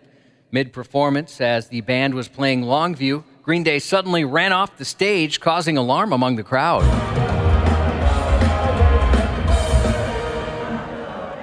Yep, the band's off the stage at that point. They got scared of it? Yeah, they weren't sure what was going on. Oh. According to Detroit police, the band was removed for safety reasons due to the drone's presence. After about 10 minutes, they returned to the stage, and police quickly detained the drone operator outside the venue. Yeah, it kind of looked like security was like, get off the stage. And they're like, huh? And then they ran off. Just in case. In addition to the Green Day incident in Detroit, there's been other drone-related interruptions at concerts. For example, Taylor Swift's Vienna concerts faced security concerns last month, leading to a major disruption after intelligence about a terror plot involving drones was uncovered. In 2015, Enrique Iglesias grabbed a camera drone during a performance in Mexico, cutting his fingers. He bled profusely and had to leave the stage to be bandaged. those sharp rotors on there. Enrique Iglesias. Yes. A bit of a light week in new music, but I know me and my guy Nick are psyched about this one. What is happening? The most notable release, at least in my opinion, the Big Finish Live, Mr. Big's, quote, last live album. Oh. The Big Finish Live You son of a bitch. Look at me over here. I'm a puddle already. We saw this sitting side by side. We saw this live. Is there a chance I can guess where this was recorded? Go ahead. I mean, the obvious guess would be Japan. I believe it was Japan. Oh, It was Budokan. Yeah, I think it was Budokan. So I didn't know they were going to do a live record. That's wonderful. Yeah, 26 tracks, including their sophomore album in its entirety. 26 tracks? Yeah, 26 tracks on it. Including the second record, how do you say Lean into it. Yeah, it's that whole album. Oh, all of it played live. All of it live, and then a bunch of other songs as well. When we saw them, did they play 26 songs? I don't think they Want to played know that why? many. Why? We're not Japan. No. There was literally people crying in the crowd again. Yeah, there was here What do you mean? too. There's a video? Yeah, on YouTube. They've been releasing little videos here and there. So I can go to YouTube and see this concert. Yep. The from Japan. Mm-hmm. Okay, now I know what I'm doing. This weekend. Sunday. There were people here crying too, Whop. Yeah, there was. There's a couple of guys in particular. You might even know them. Two guys who were in the same friggin' row. Yeah, it was not you guys. Yes, it certainly was. Can we hear the whole record? Our podcast editor thanks us when it's only a 10-second I don't clip. care about the podcast editor. I do. I love him. When is this? I can go to a record store and buy this today. Or you could just get on your phone and right now. You could stream it on your phone if you want. Mm-hmm. Each week on 93x.com. Nick's face was so Are stunned. you playing with me? No. I can go to my phone and get this record. Yeah. We could listen to it in the commercial break here. This is ridiculous. I don't believe you. I'm gonna try this out. No. Mr. Big live record. What's it called? It's called The Big Finish. The Big Finish. Live. Each week on 93x.com, you'll find a rundown of what's new in rock, and you can follow along on Spotify with our notable new releases playlist. You gotta be kidding me. It's right here in front of me. Yeah. I would never lie to you. That easy. Now on the big screen, Beetlejuice. After a family tragedy, 3 generations of the Dietz family returned to their home in Winter River. Still haunted by, I can't say it a third time. No. You know who I'm talking about. Lydia's life is turned upside down when her teenage daughter, Astrid, accidentally opens a portal to the afterlife. Also in theaters, The Thicket, starring Peter Dinklage and Juliette Lewis. A bounty hunter and a group of unexpected allies track a ruthless murderer, leading them into a lethal, lawless area called The Thicket. If you go to this movie and you're sitting next to somebody and they turn to you and say, "Was that James Hetfield?" Yes. James Hetfield of Metallica does make an appearance in the film as well. And they say his appearance is Travis Kelce-like. I'm guessing it's very brief. His performance is Travis Kelce-ish. Yeah. By the way, I looked up this record. They only have 2 songs available for me. Oh, really? No. So it might be later on today. They'll put the whole works out there. It's possible. I mean, it depends on where you're looking at. It's all out there. Maybe what you're looking at is making you buy the rest of it. All right. Do you have a membership? I'm asking the wrong guy. I'll ask you why. And Don Johnson stars in a new adrenaline-pumping thriller called Rebel Ridge, which makes its Netflix premiere. A retired Marine grapples his way through a web of small-town corruption when an attempt to post bail for his cousin escalates into a violent standoff with the local police chief. The 4th annual Race to End Suicide is happening tomorrow at the Eagan Community Pavilion.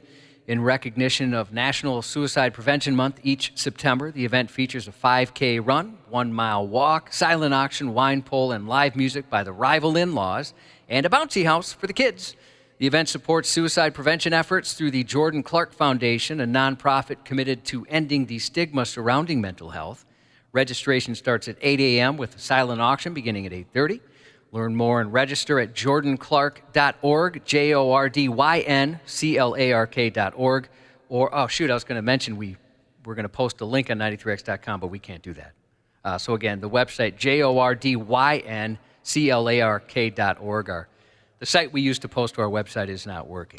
I'll hopefully see you there. I'll be there tomorrow, and I'd love it if you'd say hi. Happy birthday to Dead Hauler Jesus. This text says, sending a birthday shout out to my little buddy Kai, turning 5 tomorrow. From Dad, my name is John Jesus. And happy birthday to the twin bros, Jesse and flooring smurf, Jeebus. That's 93X News. The Minnesota Vikings interview. Personal mile, 69. He was giving them the business. On the Half-Assed Morning Show. Touchdown! Vikings win it! Down to one play, 5 seconds to go. Lamar trying to make magic happen. Throw it end zone. Likely 2 feet down. Yes! Touchdown! What a play! Going for 2 and the win. The runner's toe hit out of bounds. It's an incomplete pass. The game is over. Kansas City has won. 27-20. The Chiefs win on opening night by a toe. Yeah, more like a tippy toe. Toenail. A toenail, that's a better way to put it. Like a bunion, basically. Yeah. Baltimore Ravens lost by a tippy toe to the Kansas City Chiefs in the NFL season opener last night. I told you guys replay sucks. It sure did last night, that's for sure. 35 years ago, that would have been a touchdown. But no, all you snowflakes demanded perfection from the officials, so a game that might have been ripped out from under the stupid Kansas City Chiefs ended up being a win for their ball club. You guys wanted replay, you got it.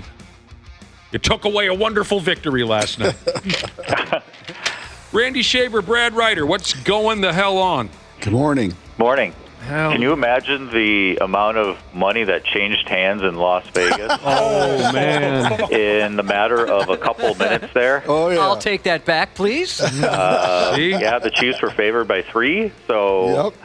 Yeah, you know, the kid who caught that touchdown pass in the back of the end zone, he was so excited they took it away because of a fraction of an inch.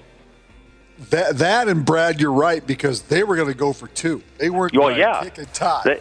Baltimore was covered. I mean, they were going to cover the game. Yes, they were. Absolutely. Even if they would have missed the 2-point conversion, they covered the game. Exactly. That's a real drag. Hey, we're about to have a glorious reunion. There won't be a dry eye in the room. Bagel Man. Won't be a dry eye in the room. Randy Shaver, Brad Ryder, back for another year as a full-on contributor to the 93X Half-Assed Morning Show. I don't know what he thinks about the nickname The Bagel Man. Well, we had Powdered Toast Man. Well, we did have Powdered Toast Man, but that's because he looked like, that was Jim Tomey, looked like the character Powdered Toast Man. Andrew DePaola, Vikings long snapper Andrew DePaola. It's not like if he was shaped like a bagel, then maybe we should. Right. Maybe he put on some sympathy weight. You know, sometimes... when your significant other is pregnant, you might put on a little sympathy. Are you a big fat person now? Andrew, hello. Like his 8th child? Good morning, guys. How we doing? Hey, you just had kid number 4. Congratulations. It's number 4, Thank you. Thank you. Yep. Kid number 4 last Friday, a week ago today. Have you slept yet? I've thought about it. Yeah, that goes away for a bit, doesn't it, with a newborn? Sounds good. Yeah. I have to say my wife's taking the brunt of it, though. She's, man, I couldn't do it. I'll tell you that. Welcome back to our program, Andrew DePaola, and congratulations on your 4th child. First boy? Second boy. Second boy, okay. Second boy. You see, I had always heard that by the time you get to 4, as parents, you're so used to every damn thing that it's not much of an impact anymore. At least that's what a couple of my buddies have led me to believe. I've heard that too. Once you hit 3, it's a game changer, and after that, it just doesn't matter. Yeah, you just keep having them. Yeah. Are you here to torch that theory, Andrew DePaola? You're saying you're not sleeping, and it's kind of a nightmare? Yeah, I think as far as like knowing what to do and like the sounds the baby makes and kind of like that whole rhythm, we kind of have that down now. And on every baby's different. Like you're gonna get different things with every kid. But like as far as like having the actual kids at home, I'll be honest, like 3, I didn't think was like that crazy. Like looking around, we got the 2 older ones running around playing with each other. I'm trying to teach my 16-month-old how to walk. And then, like, Saturday afternoon, we bring home our son, this 4th kid, and I look around. I'm not even kidding. I said this out loud. I was like, babe, where did all these kids come from? It's like the jump for us from 3 to 4, at least for me, felt so much bigger than 2 to 3. Did it like, really? I think the adjustment from 2 to 3 was kind of rough. Because everyone says you go from man to zone, but like 3 to 4, I'm like, wow, I got my 16-month-old in one hand, I got my newborn in the other. She's chasing the 2 older ones. I'm like, oh man, we messed up. Depot, did Cousins leave behind that big van he used to drive his kids around? Because maybe you could use that.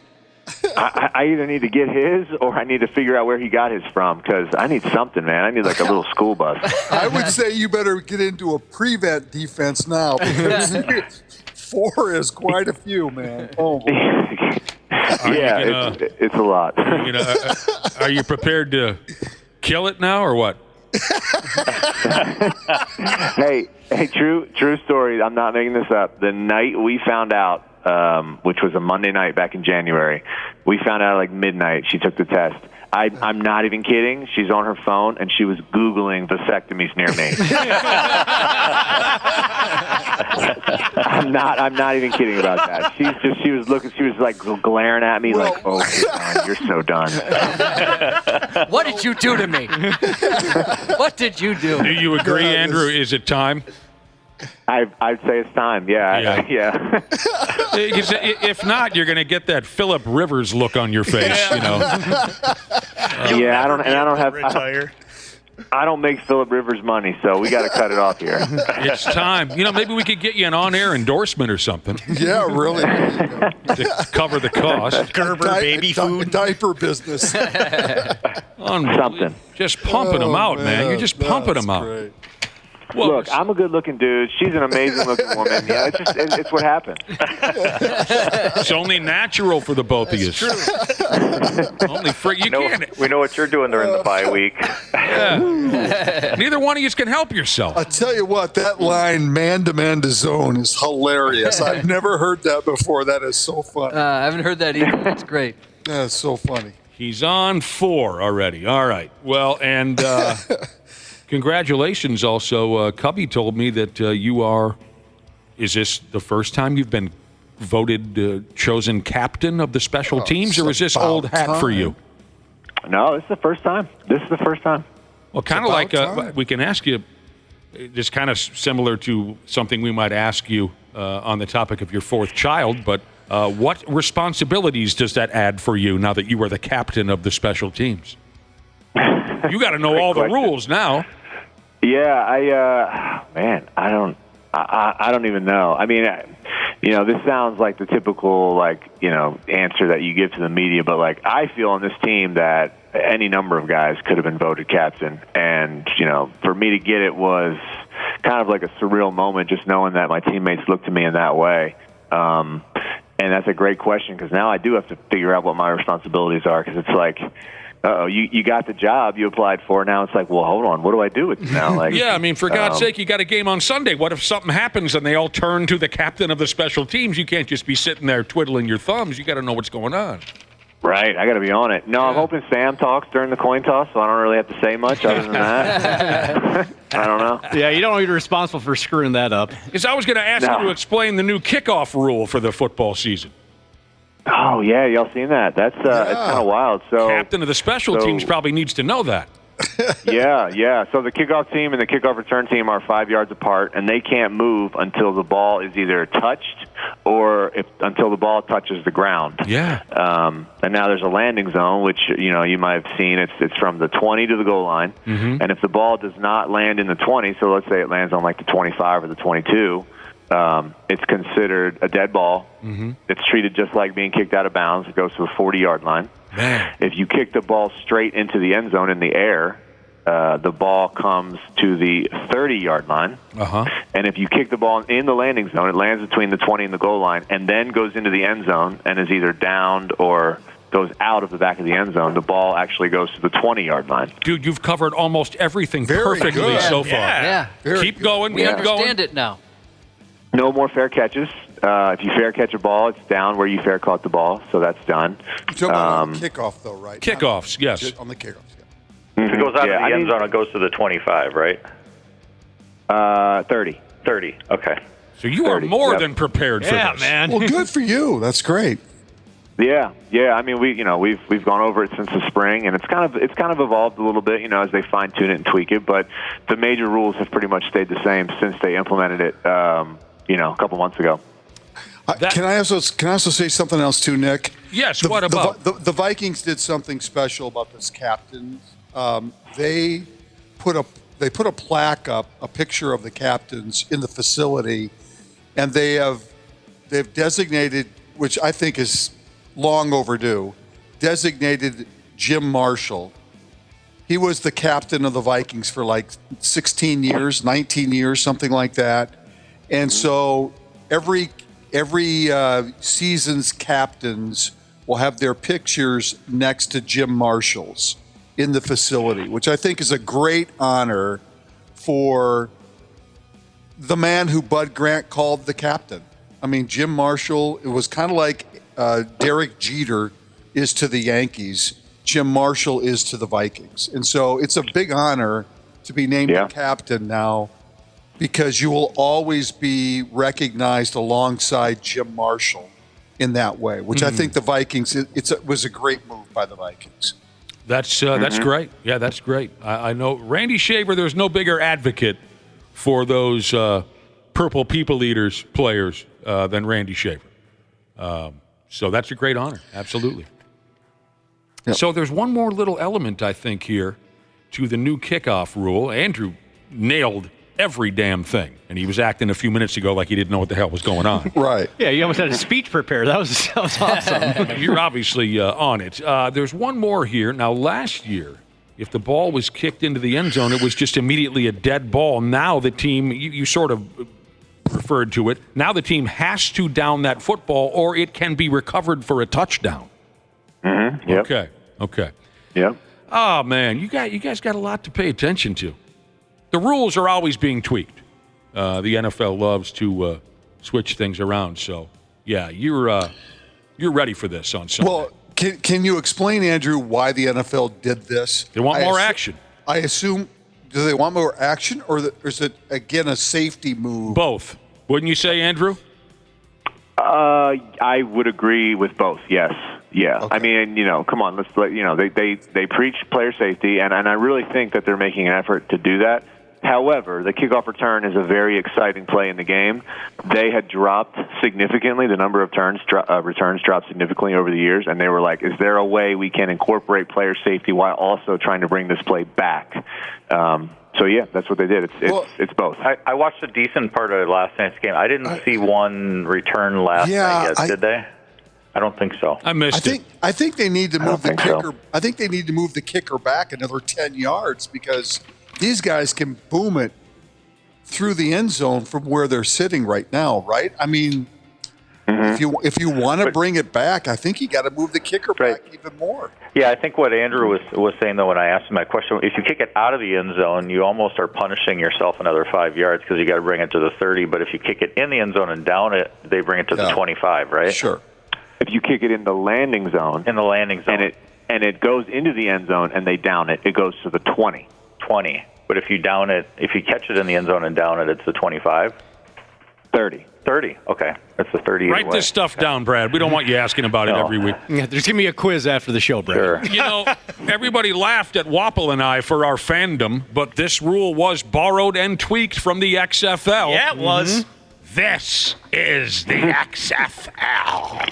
And it says here, the hope is that more than half of kickoffs are returned during the regular season. And as Andrew DePaola was just saying a minute ago, the numbers have been way down lately. So they're trying to add a little action to the kickoff, which has been absent for a number of years, and at the same time making sure guys don't end up on stretchers.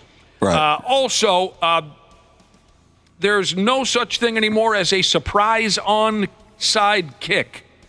Now an onside kick is only allowed to be attempted by the losing team in the fourth quarter after alerting officials. That is correct. Got to ask permission. Yeah. All right, so there's that. Well, I'm sure we'll all get used to it after a while. So, it's just nice to have you back, Andrew DePaola. Tell us anything else we might need to know or want to know about your off season. We haven't talked to you since, I don't know, January, February, something like that. Anything else going on with you? Because we're interested.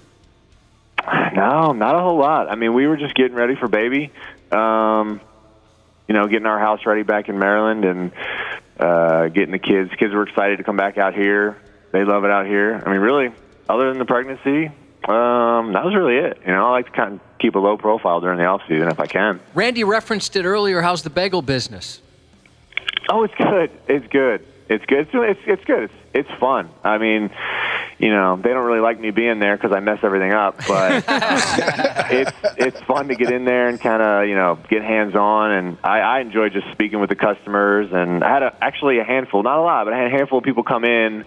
Ask for me, wanted to sit down and talk with me, take a picture. That was really neat. I had a couple kids who were in high school who were long snappers that came in and just say, "Hey, I really wanted to meet you." And I'm like, "Yeah, come on, let's sit down, let's hang out, ask me some questions." It was really cool. It was really humbling and just a really, really cool experience for me. I hope it was for them, but I thought it was cool. Well, you've got some built-in clientele. We get texts all the time, every time you're on, saying, "Hey, let us know if he opens one here. We'd like to go." That's hopefully coming. We'll see. I would love to. So now playing in New York this weekend, does that mean family, being an East Coast guy? Do you get family members at games? I have no idea how far a drive it is from Baltimore to New York. No idea. Does that? Yeah, I think where we are in Maryland to the Meadowlands is, probably about 3.5 hour drive. Mm-hmm. So not terribly far. I don't know if any of my family's going. If they are, I didn't get them tickets. But I don't know. Maybe I'll find out Saturday if they're going. Yeah, I hear you. There's probably a few cousins or whatever when they call you go, "Oh, here we go again." What are some things that Andrew might need to know about us since we last talked? Well, Randy Shaver retired from television. Yes. I don't know if you noticed that he was there in the first place. But. What they call a forced retirement. Yeah, I forced it. Randy Shaver retired from television. Yes. What else? Anything else happened that Andrew needs to know about, Josh? Gosh, I can't think of anything. It's just status quo. Yeah. Wapple got dumped. Wapple got kicked out of his house. Yep. Oh, I didn't know that. Yeah. Kicked out of his house? Yeah, he did. Yeah. The landlord kicked me out. That's what happens when you date your landlord. Yeah, you got to be careful. If you date your landlord, it could be true. Dana, were you engaged last time we talked with Depot? Yeah. Oh, actually, I don't know. I don't think I was. Dana got engaged? I got engaged. It's weird, to Wapple's old girlfriend. Yeah, it's the strangest thing happened there. And moved in. Yeah, the old switcheroo. Wapple, I'm treating your PlayStation 5 very nicely. Don't you worry about it. It's in good hands. Well, congrats, Dana. I'm happy to hear that. Sorry, Wapple. I'm sorry to hear that. Thanks, man. Ashley passed away? No. She's alive. Oh, no. She's homesick. She's got COVID, unfortunately. Oh, no. She's very much alive. I just talked to her yesterday. Friggin' social media. Man. I'm telling you. Social media. So are you prepared for this every Friday now, Andrew DePaola? We really appreciate it, I could not wait. I'll tell you what, guys. This is such a highlight of my Friday morning. I get here early just to be ready to sit by this phone. Oh, shut up. Hey, well, he said it was a highlight of his Friday morning, not his week. Just his Friday morning. You think? You think I'm kidding? But I am excited for this. I get up in the morning. I remind my wife before I leave. I give her a little kiss. I said, "Hey, radio show today." She tunes you in. She tells you afterwards you sounded sexy. And then baby number friggin' 5 is on the way. Nah, there's not going to be baby 5. I'll tell you that. You two are insatiable. Insatiable. Man. We know you got to get going. You got meetings and things. Nice to have you back, Andrew DePaola. Good luck Good to have you back. Yeah. Yeah, thanks, guys. Really nice to be back. Nice to be back. We missed you, dude. Have a big year, Depot. You guys, too. There goes Thank Depot. you. Take it easy, pal. Thank you very much. All right. They got to go out and play in New York on you're still laughing about that line again, Randy? Oh, I love that line. It's so funny. You switch from man to man, you go over to zone. I can't believe you hadn't heard that before. I have not heard that. That's so funny. Strong stuff, Brad Ryder. Yeah. Also returning for another football season. Also returning every Friday. Purple Pick'em. Pick'em. Purple pick'em. That's right. Josh always looks at this as an opportunity to just kick this company's ass.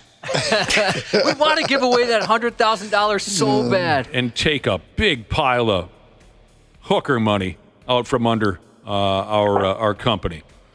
We got a guy by the name of Matt on the telephone line. Matt, are you there? Hello, Matt. Boy. Matt? Yep. There he is. Well, where were you? Right. What's going on, here. Matt? People tell me you're from Montrose. Yes. Sum up Montrose for us. Tell us as briefly as you can what life is like.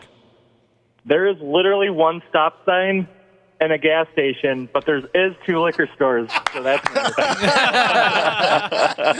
keep you busy. Yep. All right, so here's the deal. You qualified for Purple Pick'em. Purple pick'em. And the way other folks can do it, you listen during the 10 a.m. and 3 p.m. hours, listen for that keyword to text, and you'll be qualified. Then you can come on the radio with us and jaw-jack back and forth about the next big ball game. Matt, you already won a $25 gift card to Devani's. Nice. Love it. And now we need your guesses. The big game on Sunday, Minnesota and New York. What do you think about the halftime score, Matt? What do you see in your little crystal ball out there in Montrose? What do you see for the halftime score between these two ball clubs? I'm actually going to go with 10-10 at halftime. Hey. All right.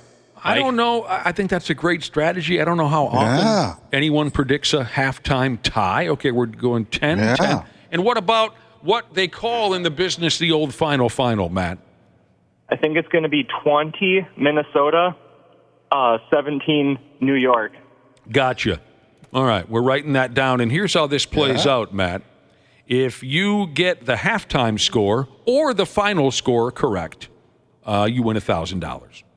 If you get both, you win $100,000 and a trip to what we're forced to call the big game in New Orleans. Fingers crossed for the big prize. So. Oh, of course. We got our fingers crossed for you. You get them both. $100,000 and a trip to that big and game. You're taking the leaf blower with you. In New Orleans. This is our first Purple Pick'em of the year, obviously. Did I cover everything, Josh and Waffle? I feel as if it's been a while. There's a lot of info here. A lot of information. You nailed everything. Let's hope you don't get screwed out of $100,000 by a toe. Oh, wow. I would cry. So would we. We want you to win. We'd cry for you, Matt. All right, buddy. Button things down there in Montrose and try not to let... we don't want anyone in Montrose getting out. Right. So keep an eye on things for you. I don't think they're leaving. There's 2 liquor stores. Yeah. Why would you go anywhere? There's a couple bars, too, so... There you go. No reason to leave. You sound like a nice kid, Matt. Thanks for listening. Yeah. You guys have a good day. You too. Yeah, we'll talk to you later. Well, I like the number because it is a low number for the Vikings. I think it's 41 this week.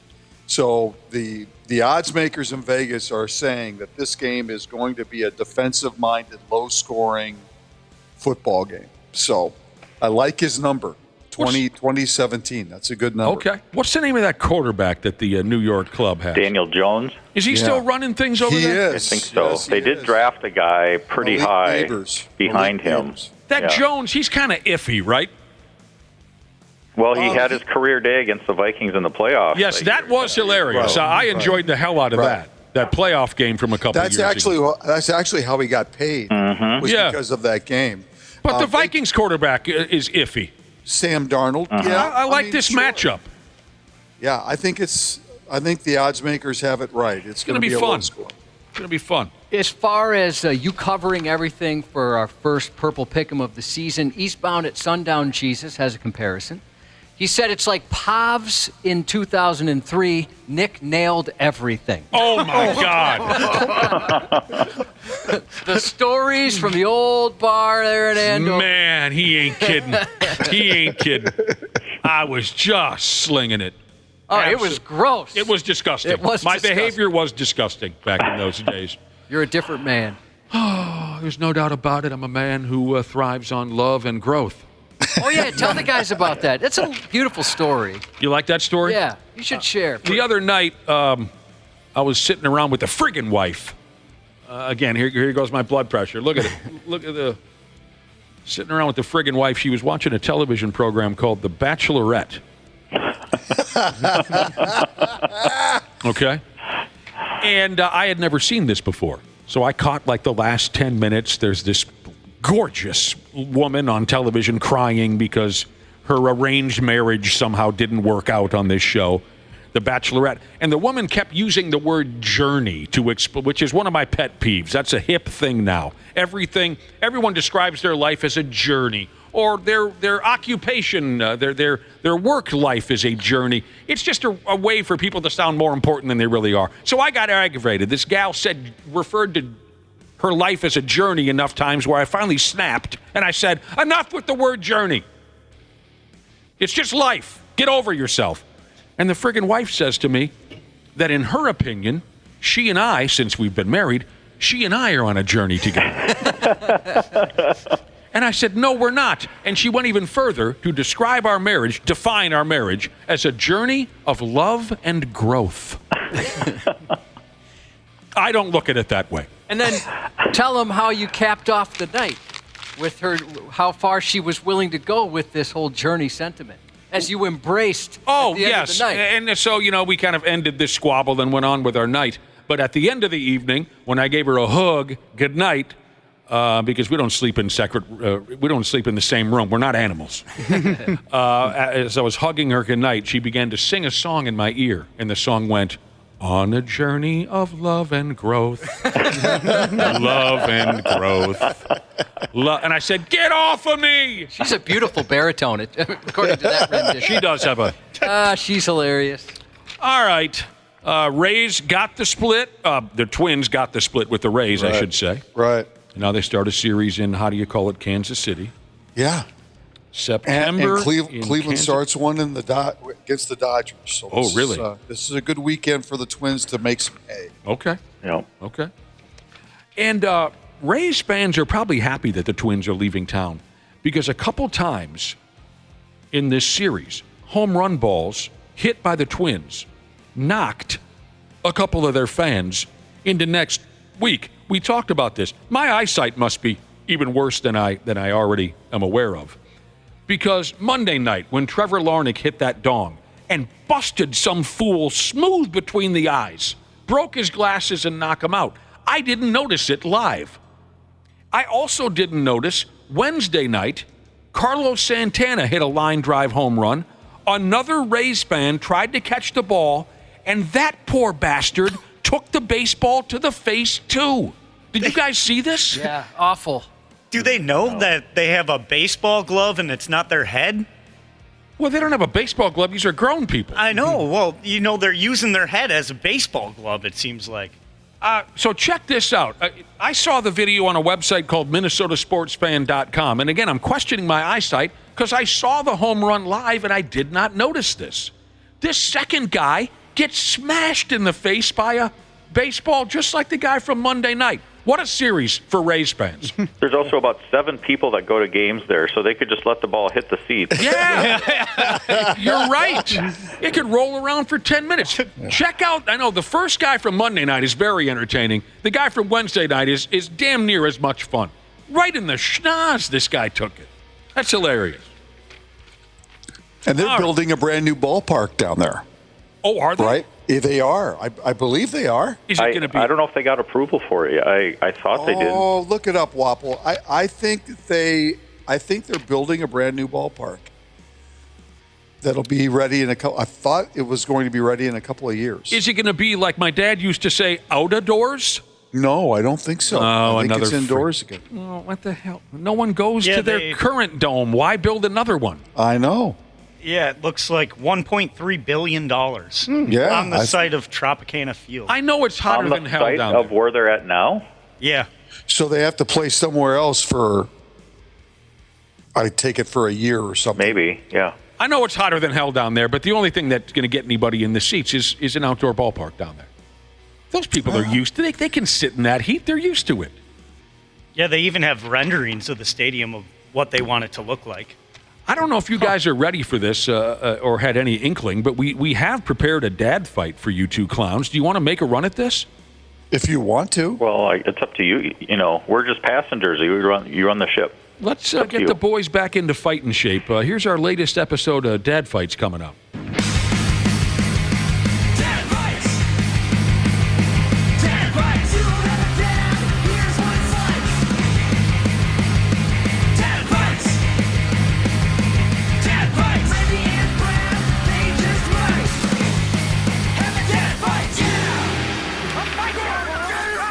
And by the way, thanks for the unbridled excitement when I asked him if you wanted to try it. I don't know. They wanted to get out early. Sure, if you should have said depends on the topic. 15 minutes left in the segment. I guess we got to do something. Depends on the topic, Brad Ryder said. Let's get to the topic. Today marks the 168th edition of our Dad Fights Trivia Showdown. In one corner, there's Randy Shaver, the ass man. Oh, in the other corner, by damn, it's the lonely boy out of Clara City, Minnesota, Brad effing Ryder. If you're new to this gimmick, it's just a straight-up mind F, a one-on-one quiz, winner-take-all kind of a deal. And the subject matter changes every episode. So let's get to today's topic. Of course, one of the big stories this week was that poor kid who plays for the San Francisco 49ers who got shot. F me running. The poor kid got shot. The bullet went into his chest and out of his back. It's just terrible. He's fine. He's fine, surprisingly, in case you hadn't heard the story yet. But like a good friend of mine used to say, it's damn lucky that he didn't get his tallywhacker caught up in that. Today's topic for our Dad Fights trivia questions, things that can injure your penis, okay? Are you serious? Yes. Yeah. Why wouldn't we be? God, Dana, this is awful. Hey, do you know what show you're on? Things that can injure your penis. It's a committee that we decide the topic on. It's not me, Randy. Don't put this all on me. Or I could say some of the greatest threats that your penis could encounter. Oh, my God. This is really, it's informational and could save someone's penis. I'm waiting for the punchline here. Your is this really what it is? Your dong's worst enemies. There are plenty of ways to say it. I mean, think of the given Andrew's got 4 kids, he should have been a part of this. Yeah, exactly. There are plenty of ways to say it. There was a lot of dong activity in the Olympics. I mean, there's that poor guy that caught it on the way down from pole vaulting or whatever he was doing. Yes. Well, right. It's a We should all be so lucky. Blessing and a curse. Okay, you've got a great point. Was it that French swimmer whose privates made everybody go crazy? I forgot how penis-heavy the Summer Olympics were. Yes, you're correct. So we'll give you all the hints and information you need to name. You do that one more time. You know, we do put a lot of work into these questions. We'll give you all the hints and information you need to name these people, places, or things that are a threat to your little acorns. She's a one-on-one battle. Shout out your answer when you have one. You got to beat your opponent to the correct answer. If you're correct, you'll hear the bell. I think that, Wample, you were going to go ahead with the intercom fart? No, I was not. Well, that's what you said a couple weeks ago. What changed? Well, there's something that changed. There's something that changed this week, and it happened like this. One's mug. Yes. The stroke Dana had while trying to do the traffic. Yep. Okay, so if you're correct, you'll hear the bell. If you're incorrect, you'll hear the on-air stroke that Dana had a couple days ago. One's mug. And if you haven't tuned in yet this week, that is a grown man and supposedly a radio professional trying to read a traffic report. I just got an idea. Now, Dana, assuming you invite us to your wedding, when the officiant says, does anyone here have something to say why these two shouldn't get married, we're going to play that. 10 challenges plus a tiebreaker if needed. Let's go, Cubby. Oh, wait a minute. I forgot how this works because we haven't done it very often. lately. Here's But You Didn't Mean Not to Jesus to introduce the pig. Good morning. I am But You Didn't Mean Not to Jesus, raised in Leonard, Minnesota, currently living in Rockton, Illinois. I'm calling this the gratitude intro. I've had this show on every morning for the last 14 years, and it's given me a lot of great memories. Wapple, you have a wonderful innocence to you that is as refreshing as it is humorous. Thank you for your authenticity. Ashley, you have continued to grow and hone your radio craft by leaps and bounds. Thank you for letting us watch you mature professionally. Dana, you are not shy about the things that bring you joy regardless of your age, and that is awesome. Thank you for sharing your interests and quirks regardless of the criticism. Nick, thank you for staying true to who you are. Some of those things are ridiculous, but I respect the conviction. I wish more people were like that. Still, you completely ruined the name Grant for me. I can't hear it without beatboxing afterward, so thanks for that. Brad, you add an everyman feel 3 days a week. Not rehearsed, not practiced, just interested, ready to contribute where you can. You are clearly a good man and a good father. Thanks for being a part of this. Randy, you truly are a legend. Before you retired, you had been on TV for all but 4 years of my life. So I literally grew up watching you. The consummate professional who puts the ass in classy. Thank you for raising this whole thing to your level. Josh, thank you for being the linchpin that keeps this circus together. You are meticulous and authentic and vulnerable. You have an incredible ability to bring the show back to center when things get off kilter. Thank you for letting me have my say, brother and sisterhood. This is Dad Fights 168. Well, I wasn't expecting to bawl. My goodness. I know, right? Wow. I was about ready to tear up there. Was that real or was that AI? That was real. Wow. Did he say he's from Leonard, Minnesota? Mm-hmm. A lot of folks don't even know where that is. That's up by Bemidji. Yeah, it is. Well, that was really nice. Thank you. Yeah. Thanks. The name is difficult, but you didn't mean not to Jesus. A lot of kind words were said. We appreciate it a lot. Thanks for getting involved, bruh. Things that can injure your penis. If not careful, what should be a source of needed relief can transform quickly into a noted pecker. Zipper. Great guess. One's mug. But incorrect. A noted pecker wrecker without warning, Brad. Should a gentleman sit wrong on this hinged halo atop the porcelain throne, it can slip, mangling your privates with a punishing penile pain right there on the potty. What are we talking about? Toilet seat? Toilet seat is the correct answer. Ooh, boy, has anyone had that slip and then that pain and panic? Yeah. Ow-wee. It's I've had a toilet seat slide on me. So since that's happened, that's what happened to me. Do you sit Loose delicately? Loose toilet seats are way more dangerous than anybody really talks about. Yeah, our dad should have taught us this. When that thing slides left or right, just hang on to something. Yeah. Because something's going to get caught up in it. Toilet seat is correct. That's one correct answer for Brad Ryder. Randy Shaver tried to get aggressive. Had a great guess. Had a nice guess. Oh. 1-0 Brad. Someone with a sick sense of humor came up with this contraption back in 1851.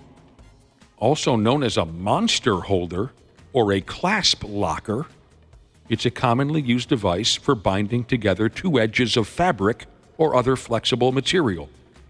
Misuse of this product and the damage it can inflict on a package was on Underwear? One's mug. I just wanted to hear that. Brad is incorrect with his guess of underwears. I'll continue on, Randy Shaver. It's all yours. Misuse of this product and the damage it can inflict on a package was on full display in the 1998 movie There's Something or Another About Mary. Zipper. Yeah, there's your zipper. There it is. Yeah, you knew it had to be in there somewhere. That is correct. The zipper. Never caught myself in a zipper. You haven't, really? Not that I can remember, and I think a guy would remember that kind of a thing. Oh, yeah. No. I'm glad that movie... Not even when I was a little kid. I think because I was always very careful. When I was a little kid, it happened a few times. I'd have to call my mom to help me. Oh, God, I remember you telling us about that. The onesie, or, the zip-up onesie that they'd have us wear to bed. Yeah. Well, got me a few times. I was always overly careful, so I've had a lot of luck. That's why the button-fly era came about. Button-fly jeans Much were a safer. thing because of mangled dongs. We're tied at one correct answer apiece. Okay. This Shack endorsed product comes in many forms. It's made for your muscles, but if you get any of it on your love muscle, you'll experience hell on earth that's both freezy and burny. Icy hot. That's the correct answer. Nice. I've never had that happen, but Randy, I have. do you want to tell your story? have. You've got a great story about that. Well, when I was in high school, as a football player, there was always an initiation as a sophomore in high school. And one of the initiations was that the varsity would grab the sophomores in the shower and do the cream-a-jeesic is what it was called then. It's like, and once it gets wet, it gets like 10 times worse. Oh, man. 10 times hotter. And so they would cream-a-jeesic you in the shower and then leave you in there to suffer. Yeah. I mean, obviously that wouldn't fly today, right? Right. But we're talking 1975. So yeah, I know firsthand how badly that can hurt. Wapple, what's your story? Oh, I was playing soccer and I had to use Icy Hot. I put it like on the inside, of the leg right there. And then I was running around and things were swinging around. Oh, they were. Yeah, and it hit the Icy Hot. It felt really good when it was cold, but once it got hot, cold, baby. 2 correct answers for Randy Shaver. This is the dong damage edition of Dad Fights, where we're asking the boys about things that can injure your penis. Next challenge. Whether it's an unintended punch to the rod or a reactionary stomp straight down on your defenseless unit, these little products of unprotected sex have been temporarily paralyzing dad penises since the beginning of time. These little products of unprotected... Trojans? One's mug. Trojans is incorrect. Brad Ryder? I don't have any idea where you're going with that. Mug. Jesus, I thought I was pretty obvious with it. These little products of unprotected sex have been temporarily paralyzing dad penises since the beginning of time. We're talking about children. Yeah, kids, they'll get you. Oh. They'll get you good. Okay. You got to be careful. No children. Sure. I know I've never had any kids, but I've heard some horror stories. I have. Still 2-1 Randy Shaver? 2-1 Randy, yeah. Any backyard barbecue, family reunion, public beach, or park in this great nation puts a man's rod at risk. There's a solid chance of a dude getting smoked in the schmeckle by one of these iconic plastic balls. Wiffle ball. Yes. Okay, I'm reading the end of this. This is infuriating. One of these iconic plastic balls, who, like Josh's mom, is famous for its holes. Who would say that? Who writes these? That's a terrible thing to say about her. She's a Christian. Taking a wiffle ball to the Rodney. Yeah. I've got that on video. I've had that happen. Woo. Yes. You were pitching to a young kid, and they drove it your right back. godson. There you go. Got me right. I mean, I had no time to react. We're tied at 2 correct answers now. I got hit right between the eyes when Ryan was like about 5 years old. Just nailed me. Didn't have time to react at all. Beer in one hand? No. Beer in both hands. No, I just did not have time to react. Nice job. Was that Brad Ryder that got that correct? Yeah. You did. Tied at 2. Penises lay awake at night. Is that a true or false question? Fearing an encounter with this specific condition, where the symptoms are as follows. A strong or frequent urge to urinate even after the bladder has been emptied. A burning or scalding sensation when urinating. Pain above the pubic bone or in the lower abdomen or back. Cloudy, bloody, or smelly urine. Feeling unwell. Fever. Or feeling hot and shivery. Nausea.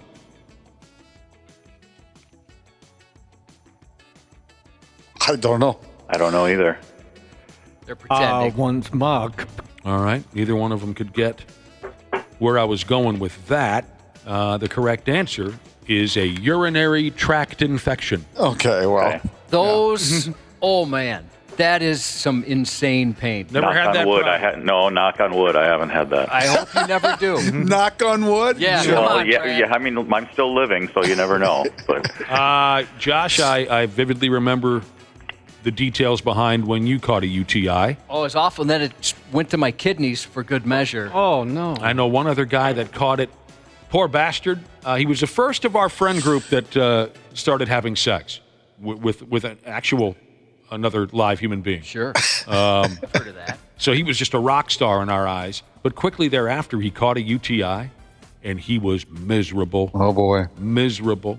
I remember I lived at home at the time, and I went to the bathroom, and it was a scary color. And I came out, my dad's sitting there reading the paper, and I'm like, Dad, what does it mean if you pee blood? And he stood up and goes, it means we're going to the hospital. That's what we did. You guys were out of there. Oh, yeah, we were gone. Still tied at 2 correct answers each in our Dad Fights segment this morning on things that can injure your penis. Take it away, Cubby. Although certain men may like getting hit in the hog for sexual gratification, most try to avoid it at all costs. And even for the kinky amongst us, keeping the package attached to the person is primarily preferred. Which is why, after what she did June 23rd, 1993, we should avoid this woman who infamously, chopped the chubby off her hubby while he slept in their Manassas, Virginia home. She cut it right off. Oh, God. I can see her, but I can't think of the name. I'm going to kick myself. I can't think of it. One's mug. Lorena Bobbitt. Bobbitt. Yeah. Dang it. Yeah. Lorena's Bobbitt. Boy, you guys, that's one of those you remember where you were when you heard that story. Darn it. She and her poor husband, John, who got his hog cut off and thrown out the window of a car. Yeah. Mm-hmm. Yes. They were a punchline for, I don't know, maybe 2 years straight after that story broke. She cut it off and threw it out the car. All right, here we go. He went on, he did porn, right? He had one porn. I saw one of his porno. I don't know if he made more than one, but I saw a porno that he when he got his rod fixed, they added some extra cargo there. Oh, you'd have to. And he did a movie. I know just one. God help us, I can't think of what it was called, but we've had this conversation. Chopped or something? I thought there was like a pun. We've had this conversation before, and our listeners were able to answer. I can't recall the name of the movie. It was grotesque. Didn't he do something with the WWE as well? I thought he was involved in something like that. I don't remember. Or celebrity box. I thought he had something going on. Made an appearance on WWE with Val Venus. His movies were called Uncut and another one called Frankenpenis. Uncut. Right. I think I saw Frankenpenis. That was the one I saw. Celebrity boxing, I think you're onto something there too, Josh. Lorena and John Bobbitt. All right, we're coming down to the wire here. Here's your next challenge. Sexual intercourse, when you're lucky enough to have someone gift it to you, can cause all kinds of problems for a fella's wad. One of the great risks your pee-pee can take in its lifetime is when you send it into battle in this sexual position, known all over the world as the most dangerous sexual position of all, where the woman is on top and facing away. Cowboy. Cowgirl. From her man. All right, Cowgirl. Randy said cowboy. I said the wrong thing. Wapple's not going to accept And it. I just said cowgirl. Oh, whoops. One's mug. Incorrect. What? I don't think we can accept that. No, we cannot accept that. Can you give that description again? Yes, Just to where make sure the people woman understand. is on top and Right. facing away from her man. Right. Yeah. Isn't that what it's called? No, That's Brad called Ryder is incorrect. Randy Shaver is incorrect. It is reverse cowgirl. Yeah. Oh, for Pete's. When a woman is up on Okay. top of daddy, facing him, that is cowgirl. Yeah, if you can both watch TV and she's on top, that's reverse cowgirl. Sorry, Brad Ryder, we cannot give you credit for that. All right. Still tied at 2. It's unclear how often it's happened in real life, but one of the all-time classic cartoon cliches is when a man causes some serious dong damage by stepping on the pronged side of one of these leaf gatherers. Rake. That's right, Randy. Now, Randy, you answered that so quickly, it leads me to believe that you once stepped on a rake and it hit you in the pecker. It did not hit me in the pecker, but it hit me in the head. Randy, that's happened to me as well. Yes. Hit me in the head. And you're looking around saying, what is this, Looney Tunes? Yeah, and I thought, Exactly. are you kidding me? Yeah. I didn't think this could really happen in real life. It's funny you said that because I actually did look around to see if anybody saw it. Yes. There's Wile E. Coyote nearby. I really thought, there's no way that just happened. I can't, and I was Yes. landscaping at the time, so as you can imagine, I didn't get any sympathy from my coworkers. Oh, God, no. It came up, hit you right in the cranium. Head. Oh, yeah. All right, Randy takes a 3-2 lead. Finish him. Brad Ryder, you need this one. You do. You need it. Receiving oral sex is fun for everyone in the room. Unless... I'm going to take a shot and say teeth. Tell the story. No story. I just needed the point. Way to go. Unless... I don't think I would have got it that quickly. That's awesome. And I closed out the question in case you needed any more help. More often than not, there's 32 of these in an average human yapper. It only takes one to ruin a perfectly healthy Johnson. Yes, the correct answer is teeth. We go to a tiebreaker here in the dong damage edition of Dad Fights. Although not officially endorsed, peeing outdoors is a rite of passage for young men. However, for adults, there's the potential for some serious consequences and not just the legal ones. For example, one place that would cause some real tallywhacker trouble would be whizzing on this style of buzzing fence. One's mug. I didn't understand what he said. Say it again. Did you say feet? They said bees. Oh, bees. Yeah. Bees. Whizzing on this style of buzzing fence, typically used for containing animals in a specific... Electric fence. Yeah. Thank you. I'm back. And it took this category. You are the penis expert. You are. Thank you. I went after right after buzzing. Didn't hear the fence. The dong damage. I actually thought you'd get that growing up the way you did. Well, if I had waited for fence, I would have. Yeah. The dong damage edition of Dad Fights. Final score, Randy Shaver 3, Brad Ryder 2. It was an exciting competition, but they all are. Whatever. Who friggin' cares? Jesus Christ. When it comes to penises, I do like to be very detailed. Yeah, when very thorough. There's You a guys- half in there. You forgot the half. You did a wonderful job. We're running later than a sumbitch. Have an outstanding weekend, the both of you, and we'll talk to you on Monday. See ya. Thank you very much. We might return here on the Half-Assed Morning Show. The 93X Half-Assed Morning Show. Did you know that Standard Heating opened its doors over 90 years ago? That's right. Tony Ferreira opened the doors in 1930, now ran by his granddaughter Claire Ferreira. Call Standard Heating and Air Conditioning today and experience the customer service and care that holds true today. Are you looking to improve your work-life balance with excellent benefits like 401k match and even tuition reimbursement? Standard Heating and Air is looking for an accounting administrator and customer service representatives to join their team. Learn more at standardheating.com/careers today. The Bigger Pockets portfolio of podcasts are worthy of your investment. The whole idea of what a house is worth is actually subjective. New episodes available every day. I've heard a lot of people who are starting to move into flipping because it really has good margins in today's market. Whether it's real estate, on the market, rookie, or money, I do think that mortgage rates will come down. the Bigger Pockets podcasts are on YouTube or wherever you listen. Half-Assed Morning Show. I'll never forget my old dad. The things he'd say to me. What did he say?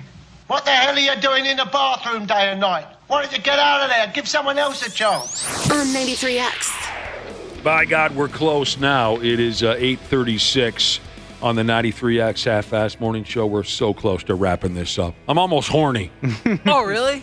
You do get horny for Fridays, and today's our Friday. Today is our Friday, and I want out. What band? Halloween. What record? Keeper of the Seven Keys, Part 2. What year? 1988. So should we kick Ashley a little bit while she's down? Well, you do love doing that, right? Isn't that one of your favorites? She's missed all week. She's sick. We bust her chops up and down because she's usually late. And she does take an extraordinary amount of sick days. She's young. Doesn't quite get it yet. Says here, young people think being 5 to 10 minutes late is, quote, on time. She has that mentality for sure. I always go by the old adage, if you're not early, you're late. That's how I feel, personally. Sometimes I like to be ridiculously early at times just to make sure there's no sometimes complications. you show up real early for stuff. Yeah, whether it's to work or like an event, I just want to make sure. Is it your nerves that are playing with you? Yeah, I'm much more comfortable than like showing up at the last second. or being late. I wouldn't like to do that. The whole thing just cracks me up, how different the mindset is nowadays. Young people think being 5 to 10 minutes late is, quote, on time. And we're talking about people between the ages of 16 and 26. They believe that being 5 to 10 minutes late is essentially the same as being on time. And I'm chuckling a little bit just because of the ridiculousness of the whole subject, but also I'm picturing some of these past conversations and episodes we've had with Ashley, where we've said, you got to be in your chair by 5 a.m. And she says, well, yesterday I got here, I had to go to the bathroom, I had to print some things off, I had to do that. Well, and then Josh would say, well, then show up a little earlier because, she'd get here at 5. Right. Like walk in the door at 5, 5:02, 5:03. 5:07, she's in her chair, and we say, well, that's late. She doesn't think so. She has this same mentality. So I'm getting a kick out of this gimmick. The importance of punctuality increases as you get older. I would agree with that. Is that kind of what happened to you, Josh? Oh, absolutely. Yeah, it wasn't as important to me to be early as it when I was a younger person. I didn't really care. I figured, hey, if I'm supposed to punch in at 8, I'll get there at 7:59. That type of thing. But I've changed that. Certainly changed that. And it says right here, and I agree with this. The importance of punctuality increases as you get older because you become sick of people thinking their time is more important than yours. Right. Book Nerd Cheeses said, try being an early person married to someone who's always late. Lots of arguments happen from that. Now, my wife isn't someone who's late necessarily, but she likes to skate right in there. Yep. And so there are times she'll be like, we can get from Egan to Chanhassen in about 25 minutes. I'm like, well, no, that's not the case. Right, like that, I'm going to set some more, I want more space in between just to make sure nothing comes up. You have to allow some time for the unexpected. Yeah. Right. Oh, my ex was 45 minutes late to everything. Ugh. It bugged me so bad. My mother-in-law, we always have to tell her like a half hour ahead of time. So if something starts at 5, we'll say 4:30, but she's figured that out. So now we got to jump back an hour from whenever it starts, to keep her on her toes.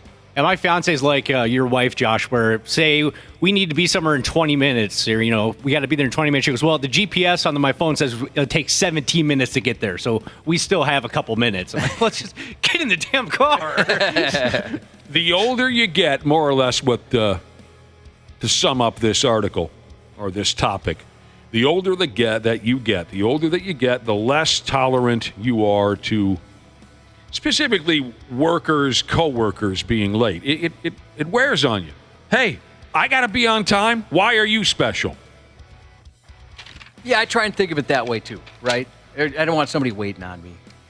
Early is on time is late is unacceptable.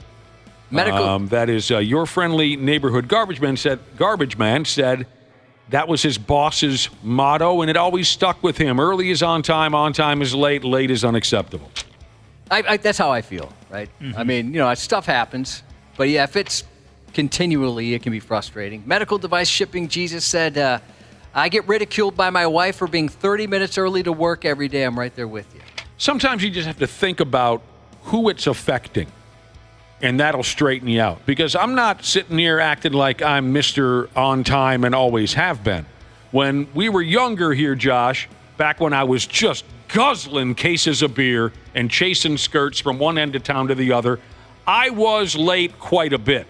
I think your thought process was, well, as long as I'm there before the end of the show. Yeah, right. That's all I got to be. I was unhappy at the time as well with my situation, and I did not care. The typical thought process of a younger person. If they would have gassed me, I wouldn't have cared. Well, you get a little older, you care more about your job, you got more bills to pay, you got more responsibilities. But when I was young, I was late a lot. And it wasn't until I realized the effect it was having on Josh, that I committed myself to being on time. I was only thinking of myself. I wasn't thinking about how my tardiness was affecting Cubby's job. You left me with some difficult people. That was the only thing. And I left you with a little heavier workload at times as well. So I'm just throwing that out there in case you are somebody who's late all the time for work. We're specifically talking about work, I guess, here more than anything else. Consider how it affects your coworkers, the ones that you like. Because you could have told me all day long the negative effects they had on some other coworkers, and I wouldn't have cared.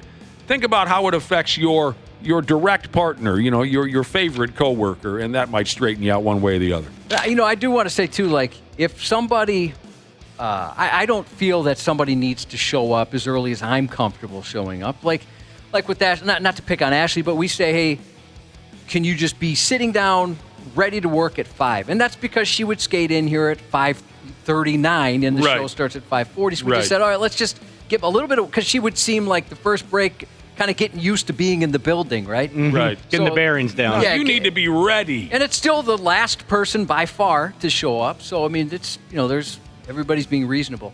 So I don't necessarily feel like you have to be there as early as I'm comfortable, but, you should be ready to work when you're supposed to be working. Right. I mean, I don't know. No, you make perfect sense. And I know people, there's things that come up, but when it's every day, you might need to make an adjustment. I hope you like this story, and it deals specifically with radio. A dude I worked with years and years ago, his very first job in radio was in the middle of nowheres. He was a young kid, and he landed the 5 a.m. to 9 a.m. shift. Now, some of you might be going, oh, he was on the morning show. There was no morning show. This was middle of nowheres. All he was in charge of doing between 5 and 9 was, playing songs and maybe barking out a weather report or something. Very standard DJ stuff. But it was his first gig. And his very first day on the job, he was 30 minutes late. And he thought, he woke up. He wasn't used to getting up that early, of course, like most of us when we're 20 years old. So this very first day, he blows by his alarm clock. He's 30 minutes late. And all the way in, driving into the radio station, he's thinking, I'm going to walk in, they're going to fire me. Well, the boss said, hey, man, I get it. You're new. Don't let it happen again.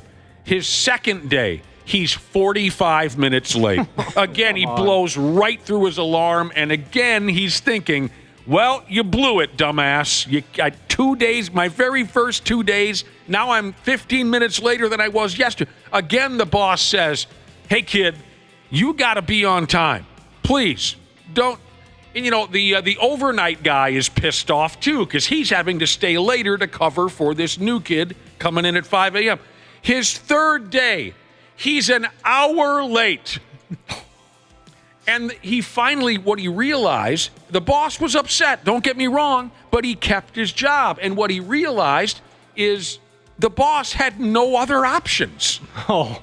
He didn't realize that at the time, but the boss had no other options. It's not like the boss could call somebody in this tiny little town at a radio station that nobody listened to. It's not like the boss could call someone and say, well, I got a kid that's unreliable. You can take his gig.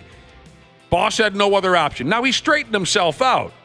But, I always got a kick out of that. It just got progressively worse when he was trying like hell to make it better.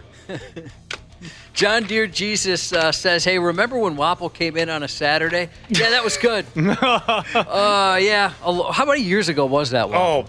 Oh, that was a long time ago. That was a long He did time what ago. now? So Wapple, he came in on a Saturday thinking it was a Friday. Oh, I hate this story. Oh, it's great. It's great. And he was enraged because he thought we didn't tell him we had the day off. And he's texting me, and his texts are getting angrier and angrier.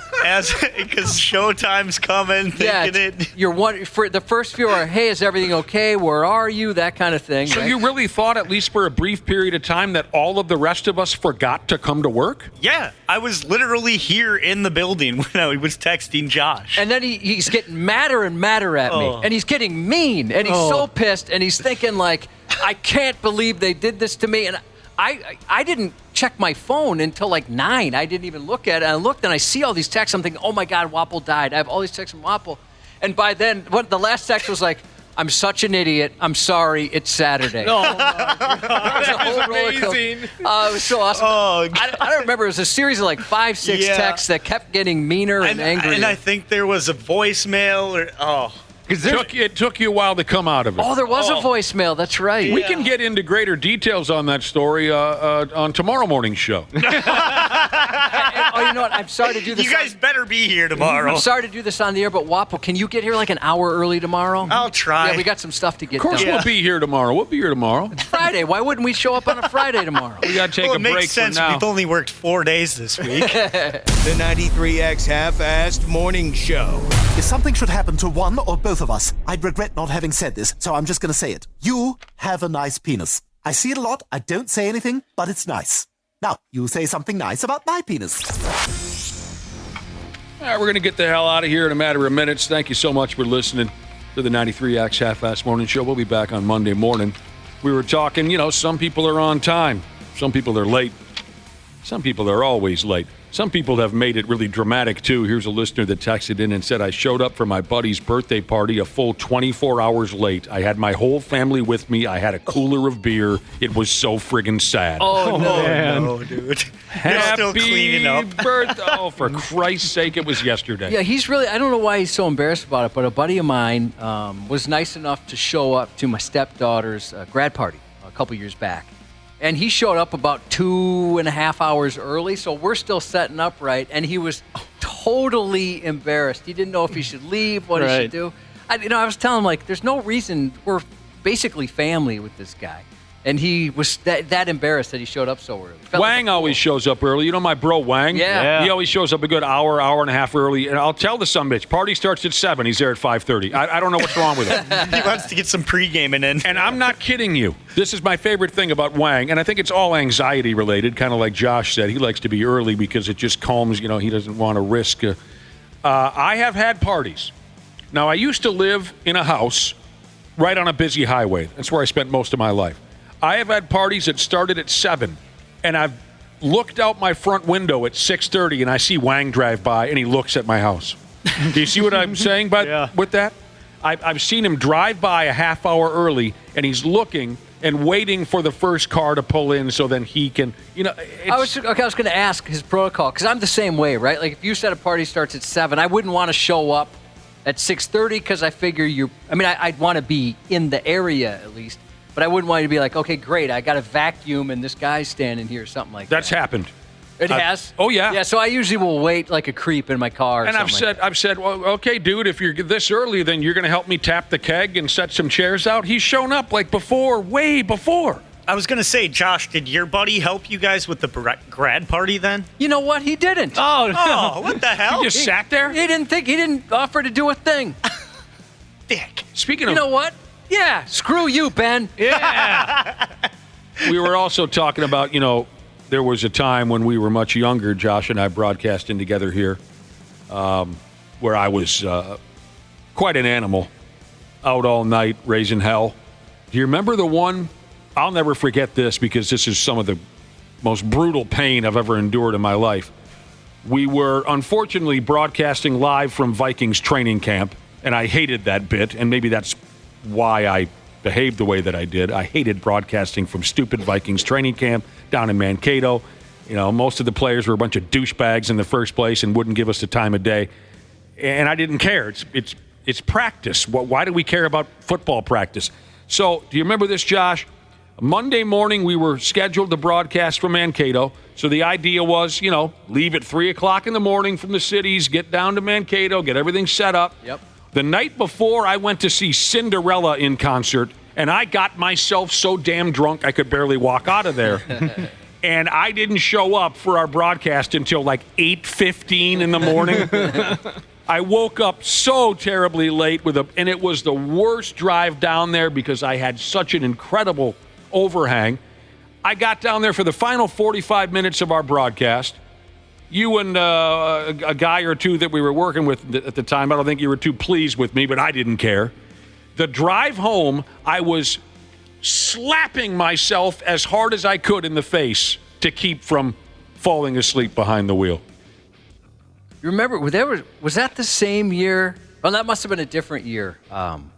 where we went and we're like, hey, you know what we got to do? I was a young man. You were a young man. Yeah. We got to hit Mettler's. Yeah, we were on time that time. Yeah, we were early. We were a day early. We went a day early. We're like, we'll hit Mettler's. This will be fun. And then it was closed. It was closed. And we sat there at the door together, just almost in tears. Arm in arm. Sat down at the door like, why are they closed? The reason why we went a day early was to spend the night drinking with the naked Southern Minnesota girls. Yeah. But the doors were locked at Mettler's. And that's the one and only time I ever went. We had to have a moment together before we went back to our hotel rooms.